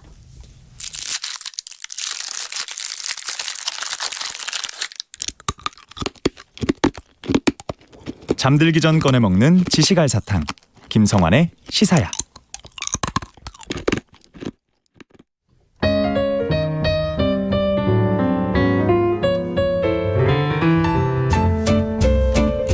금요일 밤 촉촉한 감성 속으로 여러분을 안내해드리는 시간이죠. 심야 음악다방 스피노프 스크린 음악다방, 동아일보 임현 음악 전문 기자 함께하겠습니다. 안녕하세요. 안녕하세요. 네, 오늘 어떤 주제 갖고 오셨어요? 오픈런 이런 단어 들어보신 적 있으실 네네. 거예요. 네. 예. 이게 이제 뭐 아시겠지만 가게 문 열리자마자 뭔가 중요한 물건을 사기 위해서 문 앞에 장사진 치고 있다가 오픈하자마자 뛰어들어가서 산다는 건데요. 요즘에는 런은 안 해도 돼요. 줄은 많이 서야 되지만. 그런가요? 그렇죠. 요즘에 다 번호표 다 있어가지고 자동으로 키오스크에 번호표 다 뽑고 있더라고요. 그렇게 되나요? 네, 뭐 그래도 아직도 이제 문이 열리면 또 뛰어가서 네. 어딘가 그 코너로 뛰어가서 사기도 하더라고요. 네. 주로 이제 팝업 스토어라든가 뭐 명품 매장 이런 맞아요. 데서 많이 이런 네. 일이 벌어지게 되는데 일본에서 최근에 서점 오픈런이 화제를 모았습니다. 서점요? 서점 오픈런, 이건 좀 이건 무슨 얘기죠? 흔한 케이스는 아닐 것 같은데 네. 일본의 세계적인 작가죠. 늘 그 노벨 문학상 후보로 거론이 되기도 하는 바로 무라카미 하루키. 네, 최근 신간 냈잖아요. 그렇죠. 6년 만에 장편 소설 네. 냈는데 이 작품을 사기 위해서, 이 작품의 특별히 한정판을 사기 위해서 도쿄의 이제 대형 서점이죠. 스타야 뭐 롯본기점이라든지 예. 신주쿠의 또 대형 서점이죠. 기노쿠니야 서점 본점, 이런데 이제 발간일 오픈 시간에 맞춰서 대기줄이 생겨서 화제가 됐습니다. 그래서 아무래도 이제 요즘에 또 봄나들이 다니시는 분들 많으실 텐데 네. 뭐 나간 김에 예쁜 독립서점 이런 거 많잖아요 요즘에. 예. 또는 이제 도서관 이런 데 찾는 분들도 있을 것 같아서 오늘은 서점 또는 도서관이 등장하는 영화, 그리고 영화 음악들을 한번 골라봤습니다. 오픈런, 특히 이제 서점에 오픈런 한다는 건 참 네. 기분 좋은 소식이네요. 우리나라도 그런 그렇죠. 모습을 많이 봤으면 좋겠어요. 출판계가 워낙 뭐 불황을 겪고 있는 상황이라서. 그렇죠. 그리고 예쁜 동네 서점들 있잖아요. 네. 책방들. 사람들은 많이 가서 인스타나 이런데 막 올리죠. 사진 많이 올리는데 책은 안 산대요. 그거 알아요. 얘기를 많이 호소하더라고요. 가시면 좀 이쁜 사진도 찍고 책도 네. 좀 사시고 그랬으면 좋겠더라고요. 그러니까 훈훈한 오픈런이 이어졌으면 좋겠습니다. 맞습니다. 자, 그러면 이런 오픈런과 관련해서 특히 이제 서점과 관련한 네. 영화를 소개해 주신다고 하셨는데 첫 번째는 어떤 겁니까, 그러면? 일단은 뭐 영화라는 게 다이내믹한 요소가 많기 때문에 사실 서점은 정적인 공간이라서 네. 많이 등장할까 싶긴 한데 사실 주로 뭔가 자료 찾아볼 때 많이 등장하게 돼요. 이 서점이나 또는 도서관 장면들. 네. 그래서 근래 영화들에선 사실 자료 찾을 때 컴퓨터나 스마트폰으로 많이 찾기 때문에 그런 장면이 많습니다. 이제 네. 앞으로는 챗 GPT한테 물어보는 장면이 많이 나올 것 같은데 예. 하지만 조금만 세월을 거슬러 올라가도 이 서점 하면은 로맨스의 공간도 되고 심지어 스릴러 영화에서도 자료 찾을 때 많이 등장을 해요. 첫 번째 영화는요, 대표적인 서점 영화일 것 같습니다. 바로 1999년에 발표된 작품이고 세기말을 말 그대로 로맨스로 물들였던 영화 노팅힐입니다. 노팅힐 좋아하시는 분들 굉장히 많으실 거예요. 그렇죠. 아직도 그 장면들, 음악들 생각이 아마 아련하게 나실 것 같은데요. 저런 인연 나도 한번 가져봤으면 참 좋겠다는 생각하셨던 누구나 한번 분들이 꿈꾸죠. 그러니까요. 네. 주연은 기억하시겠지만 줄리아 로버츠 그리고 휴 그랜트이고요. 현실에서는 둘 다 뭐 영화 스타지만 영화 속에서는 한 명은 엄청난 슈퍼스타, 한 명은 별 볼 일 없는 작은 서점 주인입니다. 세계적인 스타이자 할리우드 대표 미녀 배우로 설정이 되어 있는 앤나 스콧, 줄리아 로버츠가 맡고 있죠. 이 앤나 스콧이 영국으로 여행을 왔어요. 그래서 런던을 여행을 하다가 여행책이나 한 권 사볼까 하고 여행 전문 서점에, 조그만 서점에 들어가게 되죠. 바로 휴 그랜트가 이제 운영하는 서점인데요. 그래서 와, 이게 웬 떡이냐, 이렇게 유명한 배우가 우리 서점에 오다니 이랬는데 얼마 뒤에 둘이 길거리에서 우연히 만나게 되는데 부딪히게 되죠. 이런 장면들 옛날 영화 드라마에 많이 나오는데 부딪히면서 오렌지 주스가 쏟아지면서 이 애나가 옷을 버리게 되고 윌리엄이 이제 굉장히 당황하면서 옷 갈아입을 장소로 부득이하게 근처에 있는 자기 집으로 안내를 하게 되면서 유치해. 너무 유치하지 않나요? 요즘식으로 말하면 너무 유치한데 이게 휴 그랜트, 줄리아 로버츠가 그 얼굴과 그 연기로 이걸 풀어내니까 설득될 수밖에 없어요. 아니, 이렇게 얘기하면은 유치하잖아요. 네. 영화를 보면 하나도 안 유치해요. 희한하죠? 유치하긴커녕 막 가슴이 뜁니다. 그러게 말입니다. 그리고 이 영화의 음악도 굉장히 좀 부들부들하고 그랬던 것 같아요. 달콤한 느낌이었던 것 같은데. 맞아요. 그 영화 스코어는요, 트레버 존스라는 남아공 출신의 영국 영화 음악가가 담당을 했습니다. 이 트레버 존스는 뭐 다크 크리스탈 같은 판타지 영화부터 시작해서 미시시피 버닝이라든가 라스트 모이칸 등등 담당한 정말 베테랑 영화 감독이에요. 근데 이제 영화 적재적소에 등장하는 이 시대의 팝송들, 이것들이 또 귀를 즐겁게 해줬는데 뭐 그룹 텍사스라든가 또 로넌 키팅, 뭐 엘 그린, 또 빌 위더스, 샤나이아 트웨인, 뭐 보이존, 이런 그룹 또는 가수들의 곡들이 아주 귀도 즐겁게 했던 그런 영화가 되겠습니다. 자, 그럼 우리 어떤 곡 들어볼까요? 하지만 그 수많은 곡 중에서도 이 영화를 기억하게 하는 단 하나의 곡이죠. 엘비스 코스텔로의 쉬라는 곡 준비를 해봤어요. 자, 듣고 오겠습니다.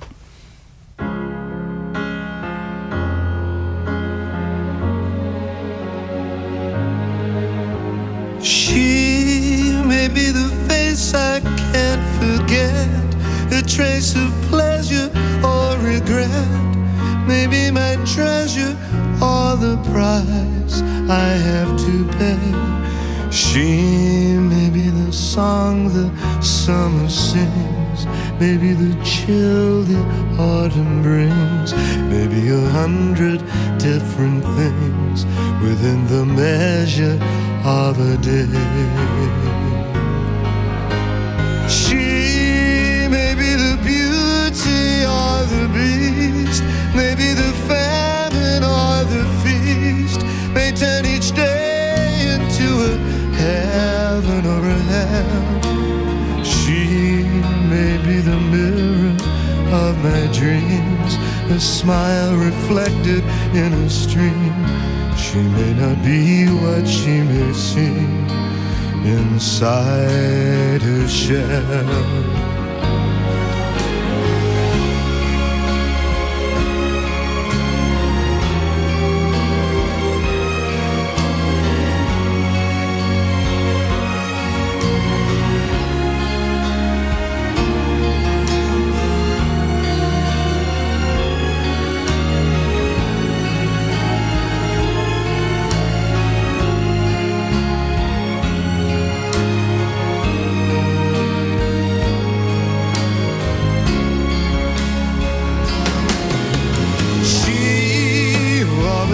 seems so happy in a crowd whose eyes can be so private and so proud.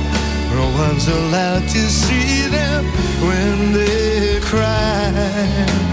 She may be the love that cannot hope to last, may come to me from shadows of the past that I remember till the day I die. She may be the reason I survive, the why and wherefore I'm alive, the one I'll care for through the rough and ready years. I'll take her laughter and her tears and make them all my souvenirs. For where she goes, I've got to be. The meaning of my life is she.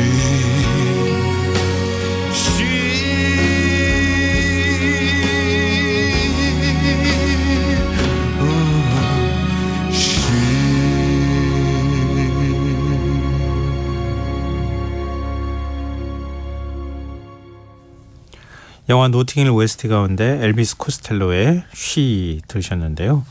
청취자 김미숙님께서요. 이 음악은 아기들한테 들려주면 안 돼요. 이렇게 얘기해 주셨어요. 이유를 갑자기 알겠는데요. 그러게요. 좀 낭만적인 분위기였는데 갑자기. 그러게요. 아니 저는 이 영화도 봤고요. 네. 쉬는 아마 너무 유명한 곡이니까 그쵸. 많은 분들이 들으셨을 것 같은데 저렇게 노래 부를 수 있다면 참 좋겠다. 부럽다. 이런 엘비스 생각을, 코스텔로처럼. 네, 그런 생각을 잠시 했었어요. 그렇죠. 원곡은 사실 따로 있습니다. 원곡은 샹송이고요. 원곡이 샹송이에요? 네, 샤를 아즈나부르라고 하는 뭐 샹송의 여러 아버지들 중에 하나죠. 몇 년 전에 향년 94세로 별세를 하셨는데 뚫레 비자주 들라무라고 그 사랑의 모든 얼굴들이라는 샹송이 원곡이에요. 그렇군요. 그 곡도 한번 들어보고 싶네요. 굉장히 좋습니다. 제가 정말 운이 좋게 돌아가시기 3년 전에 파리에서 한번 콘서트를 본 적이 있는데요. 그래요? 정말 국민 영웅이에요. 프랑스에서는요. 네. 나중에 꼭 저한테 메모해 주시면 제가 들어보도록 하겠습니다. 알겠습니다. 자, 두 번째로 만나볼 영화 어떤 거죠? 도서관 장면이 짧게 나오지만 아주 인상적으로 기억에 남는 그런 작품입니다. 1995년 영화고요. 세븐이에요. 세븐? 네. 어떤 거였었죠? 들어본 것 같기도 하고. 조금 무서운 범죄 스릴러 영화입니다. 모건 프리먼 그리고 브래드 피트가 주연을 했고요. 네. 스토리는 이렇습니다. 베테랑 형사 서머셋이 있어요. 모건 프리먼이 연기를 하는데요. 은퇴를 불과 일주일 남겨놓고 이제 사건이 벌어지기 시작하죠. 근데 신참내기 형사 밀스가 있습니다. 브래드 피트가 연기하고 있고요. 파트너가 되는데 우리가 왜 그 말년이라고 그러잖아요.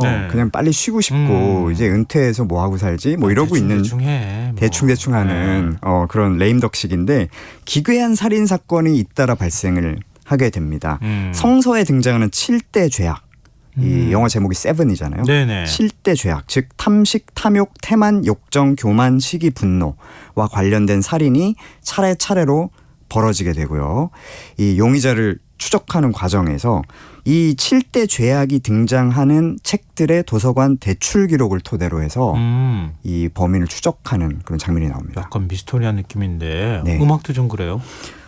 맞아요. 이 서머셋이 이제 도서관에 들어가서 단테의 신곡이라든가 뭐 초서의 뭐 그 캔터베리 이야기라든가 이런 고전들을 들추면서 그 안에 있는 뭐 기괴한 서파 같은 것들 이런 것들 보는 장면에서 이제 정말 아이러니컬하게도 너무나 평화로운 바흐의 지선상의 아리아가 정반대로요. 대단히 인상적이죠. 지옥에 막 떨어지고 이런 얘기를 하는데. 그렇죠. 이 스코어는 뭐 반지의 제왕 시리즈 비롯해서 양들의 침묵, 뭐 갱스 오브 뉴욕, 휴고, 에비에이터 등등 수많은 작품 담당했던 하워드 쇼어가 맡았고요. 이 영화 곳곳에 정말 다양한 장르의 음악이 쓰였습니다. 인더스트리얼 락밴드 나인인치 네일스부터 뭐 바흐, 또 재즈 곡들 뭐 찰리 파커나 셀로니어스 멍크의 곡들도 나오고 빌리 홀리데이의 곡도 나오고요. 마빈 게이, 데이빗 보이까지 다양한 장르의 음악가들이 음악을 제공했습니다. 아니 감을 못 잡겠는데요. 네. 어떤 음악을 선정해 오셨는지. 그렇죠. 너무 다양해가지고. 아무래도 도서관 장면에 등장했었던 방금 잠깐 소개해드렸던 그 음악을 준비를 했고요. 이 바흐의 G선상의 아리아. 정식 명칭은 따로 있습니다. 관현악 모음곡 제3번 라장조 작품 번호 1068번이고요. 이 곡은 너무나 유명한 곡이고 대중들의 사랑을 너무 많이 받은 곡이기 때문에 네. 여러 가지 악기로 재해석이 지금까지도 되고 있어요. 그런데 이제 원전 연주라고 하죠. 바흐가 살았던 시대에 가까운 연주를 네. 한 그런 곡을 준비를 했습니다. The English Concert라는 이 원전 연주 전문 악단 그리고 트레버 피녹이 지휘를 하는데 이 트레버 피녹이 직접 합시코드 연주를 했습니다. 합시코드는 피아노의 조상이라고 할 수 있는 악기죠. 바로크 음악에 많이 등장하는 악기인데 네. 이 버전이야말로 정말 그 바흐의 바로 이 곡을 아주 잘 감상할 수 있는 버전이 아닌가 싶어서 준비를 해왔어요. 네, 자 듣고 오겠습니다.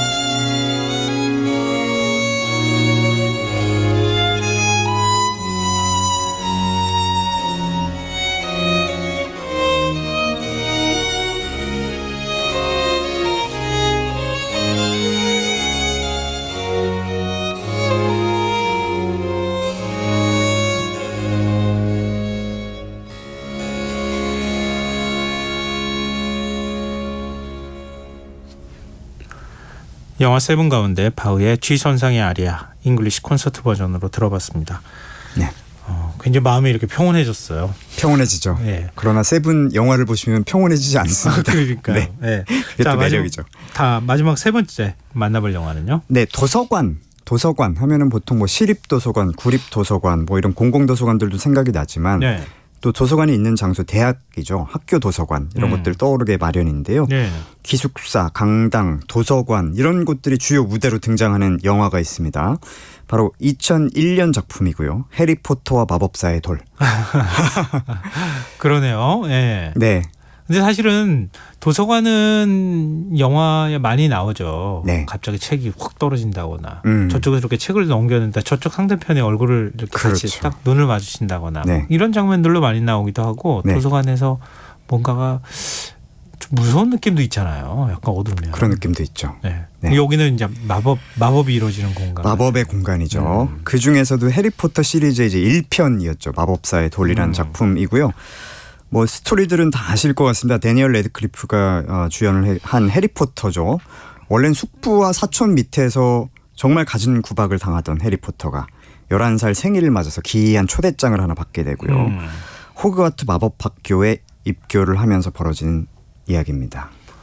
근데 우리 영국 영화 보면은 그렇잖아요. 이거 네. 그 서가가 굉장히 높잖아요. 그렇죠. 거의 사다리 타고 이렇게 사다리 타고 올라가죠. 네. 그러니까 여기 이 영화에도 책이 꽉 차 있는 게 굉장히 큰 공간, 높은 네. 공간이 있었던 것으로 제가 기억이 나거든요. 맞아요. 그리고 대출 신청서 같은 거 쓰면은 책이 알아서 이렇게 둥둥 떠가지고 오고 그랬던 장면도 기억이 나요. 진짜 편하겠다. 실제로 그렇다 그러면. 네. 네. 이 마법학교 안에 있는 이런 비밀스러운 공간들 이게 이제 시리즈 전편에 걸쳐 중요한 소재가 되고 네. 생명체처럼 움직이는 것들이 굉장히 많이 등장을 하죠. 그게 굉장히 큰 재미 요소인데 네. 이 움직이는 것들 중에서 아주 인상적인 게 움직이는 계단이 있어요. 기억나시겠지만. 네. 그랬었나. 네. 1편부터 등장을 하는데요. 네. 굉장히 재밌어요. 근데 이 영화의 원작 소설이 있죠. J.K. 롤링의 해리포터 시리즈인데 네. 이 J.K. 롤링 이 원 작가가 포르투갈의 포르투라는 도시 여기에서 10년 동안 영어 교사로 일을 하면서 네. 거기서 이제 해리포터를 쓰게 되는 수많은 영감을 얻었습니다. 저도 이제 몇 년 전에 포르투 여행을 한 적이 있는데 정말 재밌었어요. 네. 이 특히 호그와트 마법학교 교복 있잖아요. 망토 휘날리는 네, 그 교복. 네. 저는 처음에 그 포르투 시내에서 지하철을 타러 내려갔다가 오늘이 무슨 헬로윈데이인가? 오늘 무슨 코스프레 하는 날인가 했어요. 그런 옷을 많이 그 망토 교복을 입고 지하철을 태연히 학생들이 타는데 알고 보니까 그 포르투의 인근의 도시 중에 코임브라가 있는데 코임브라 대학교의 실제 교복인 거예요. 지금도 그 있어요? 교복을 입어요. 그래서 제가 코임브라도 뭐 아마 포르투에서 30-40분 버스 타고 갔던 것 같은데 예. 직접 방문을 했는데요. 정말 이 코임브라 대학교는 1290년에 설립이 되었습니다. 그러니까 어마어마한 1290년. 역사를 갖고 있고 예. 이 대학교 자체가 유네스코 세계유산이에요. 그래서 아마 해리포터의 매니아 분들은 포르투갈의 포르투 코임브라 여행하시면 정말 꿀잼 여행하실 수 있을 것 같아요. 저도 언제가 가봐야 될 것 같습니다. 자, 그러면은 해리포터와 마법사의 돌 이 중에 어떤 음악 들어볼까요? 일단 음악을 담당한 존 윌리엄스 말 설명이 필요 없는 영화 음악 거장이죠. 네. 아까 이제 포르투 얘기를 잠깐 드렸는데 이 특히 움직이는 계단 씬을 비롯해서 여러 가지 공간에 대한 아이디어가 바로 포르투 시내에 있는 유서 깊은 서점입니다. 렐루 서점이라는 곳. 네. 여기에서 착안을 했는데요. 실제로 렐루 서점 가보시면은 영화 속으로 들어온 것 같은 느낌 받으실 수 있을 것 같아요. 그래서 움직이는 계단 장면에서 나왔던 곡 준비했고요. 호그와트 포레버 and the Moving Stairs라는 곡 준비를 해봤습니다. 청취자분들께서 저희 프로그램 끝나고 난 다음에 잠시 마법의 세계로 갔다 오시면 참 좋겠다. 편안한 잠자리가 이루어졌으면 좋겠다 이런 생각이 드네요. 네. 자, 오늘 스크린 음악다방 여기서 마무리하겠습니다. 지금까지 임효은 음악 전문 기자였습니다. 고맙습니다. 감사합니다. 김성환의 시사형 오늘 순서 여기서 마무리하겠습니다. 모바일 치킨 쿠폰 당첨자 5분은 홈페이지 공지사항에서 확인하실 수 있습니다. 영화 해리포터와 마법사의 돌 OST 가운데 존 윌리엄스의 호그와트 포레버 and the Morning Stairs 들으시고요. 전 다음 주 월요일 다시 찾아뵙겠습니다. 지금까지 시사평론가 김성환이었습니다. 고맙습니다.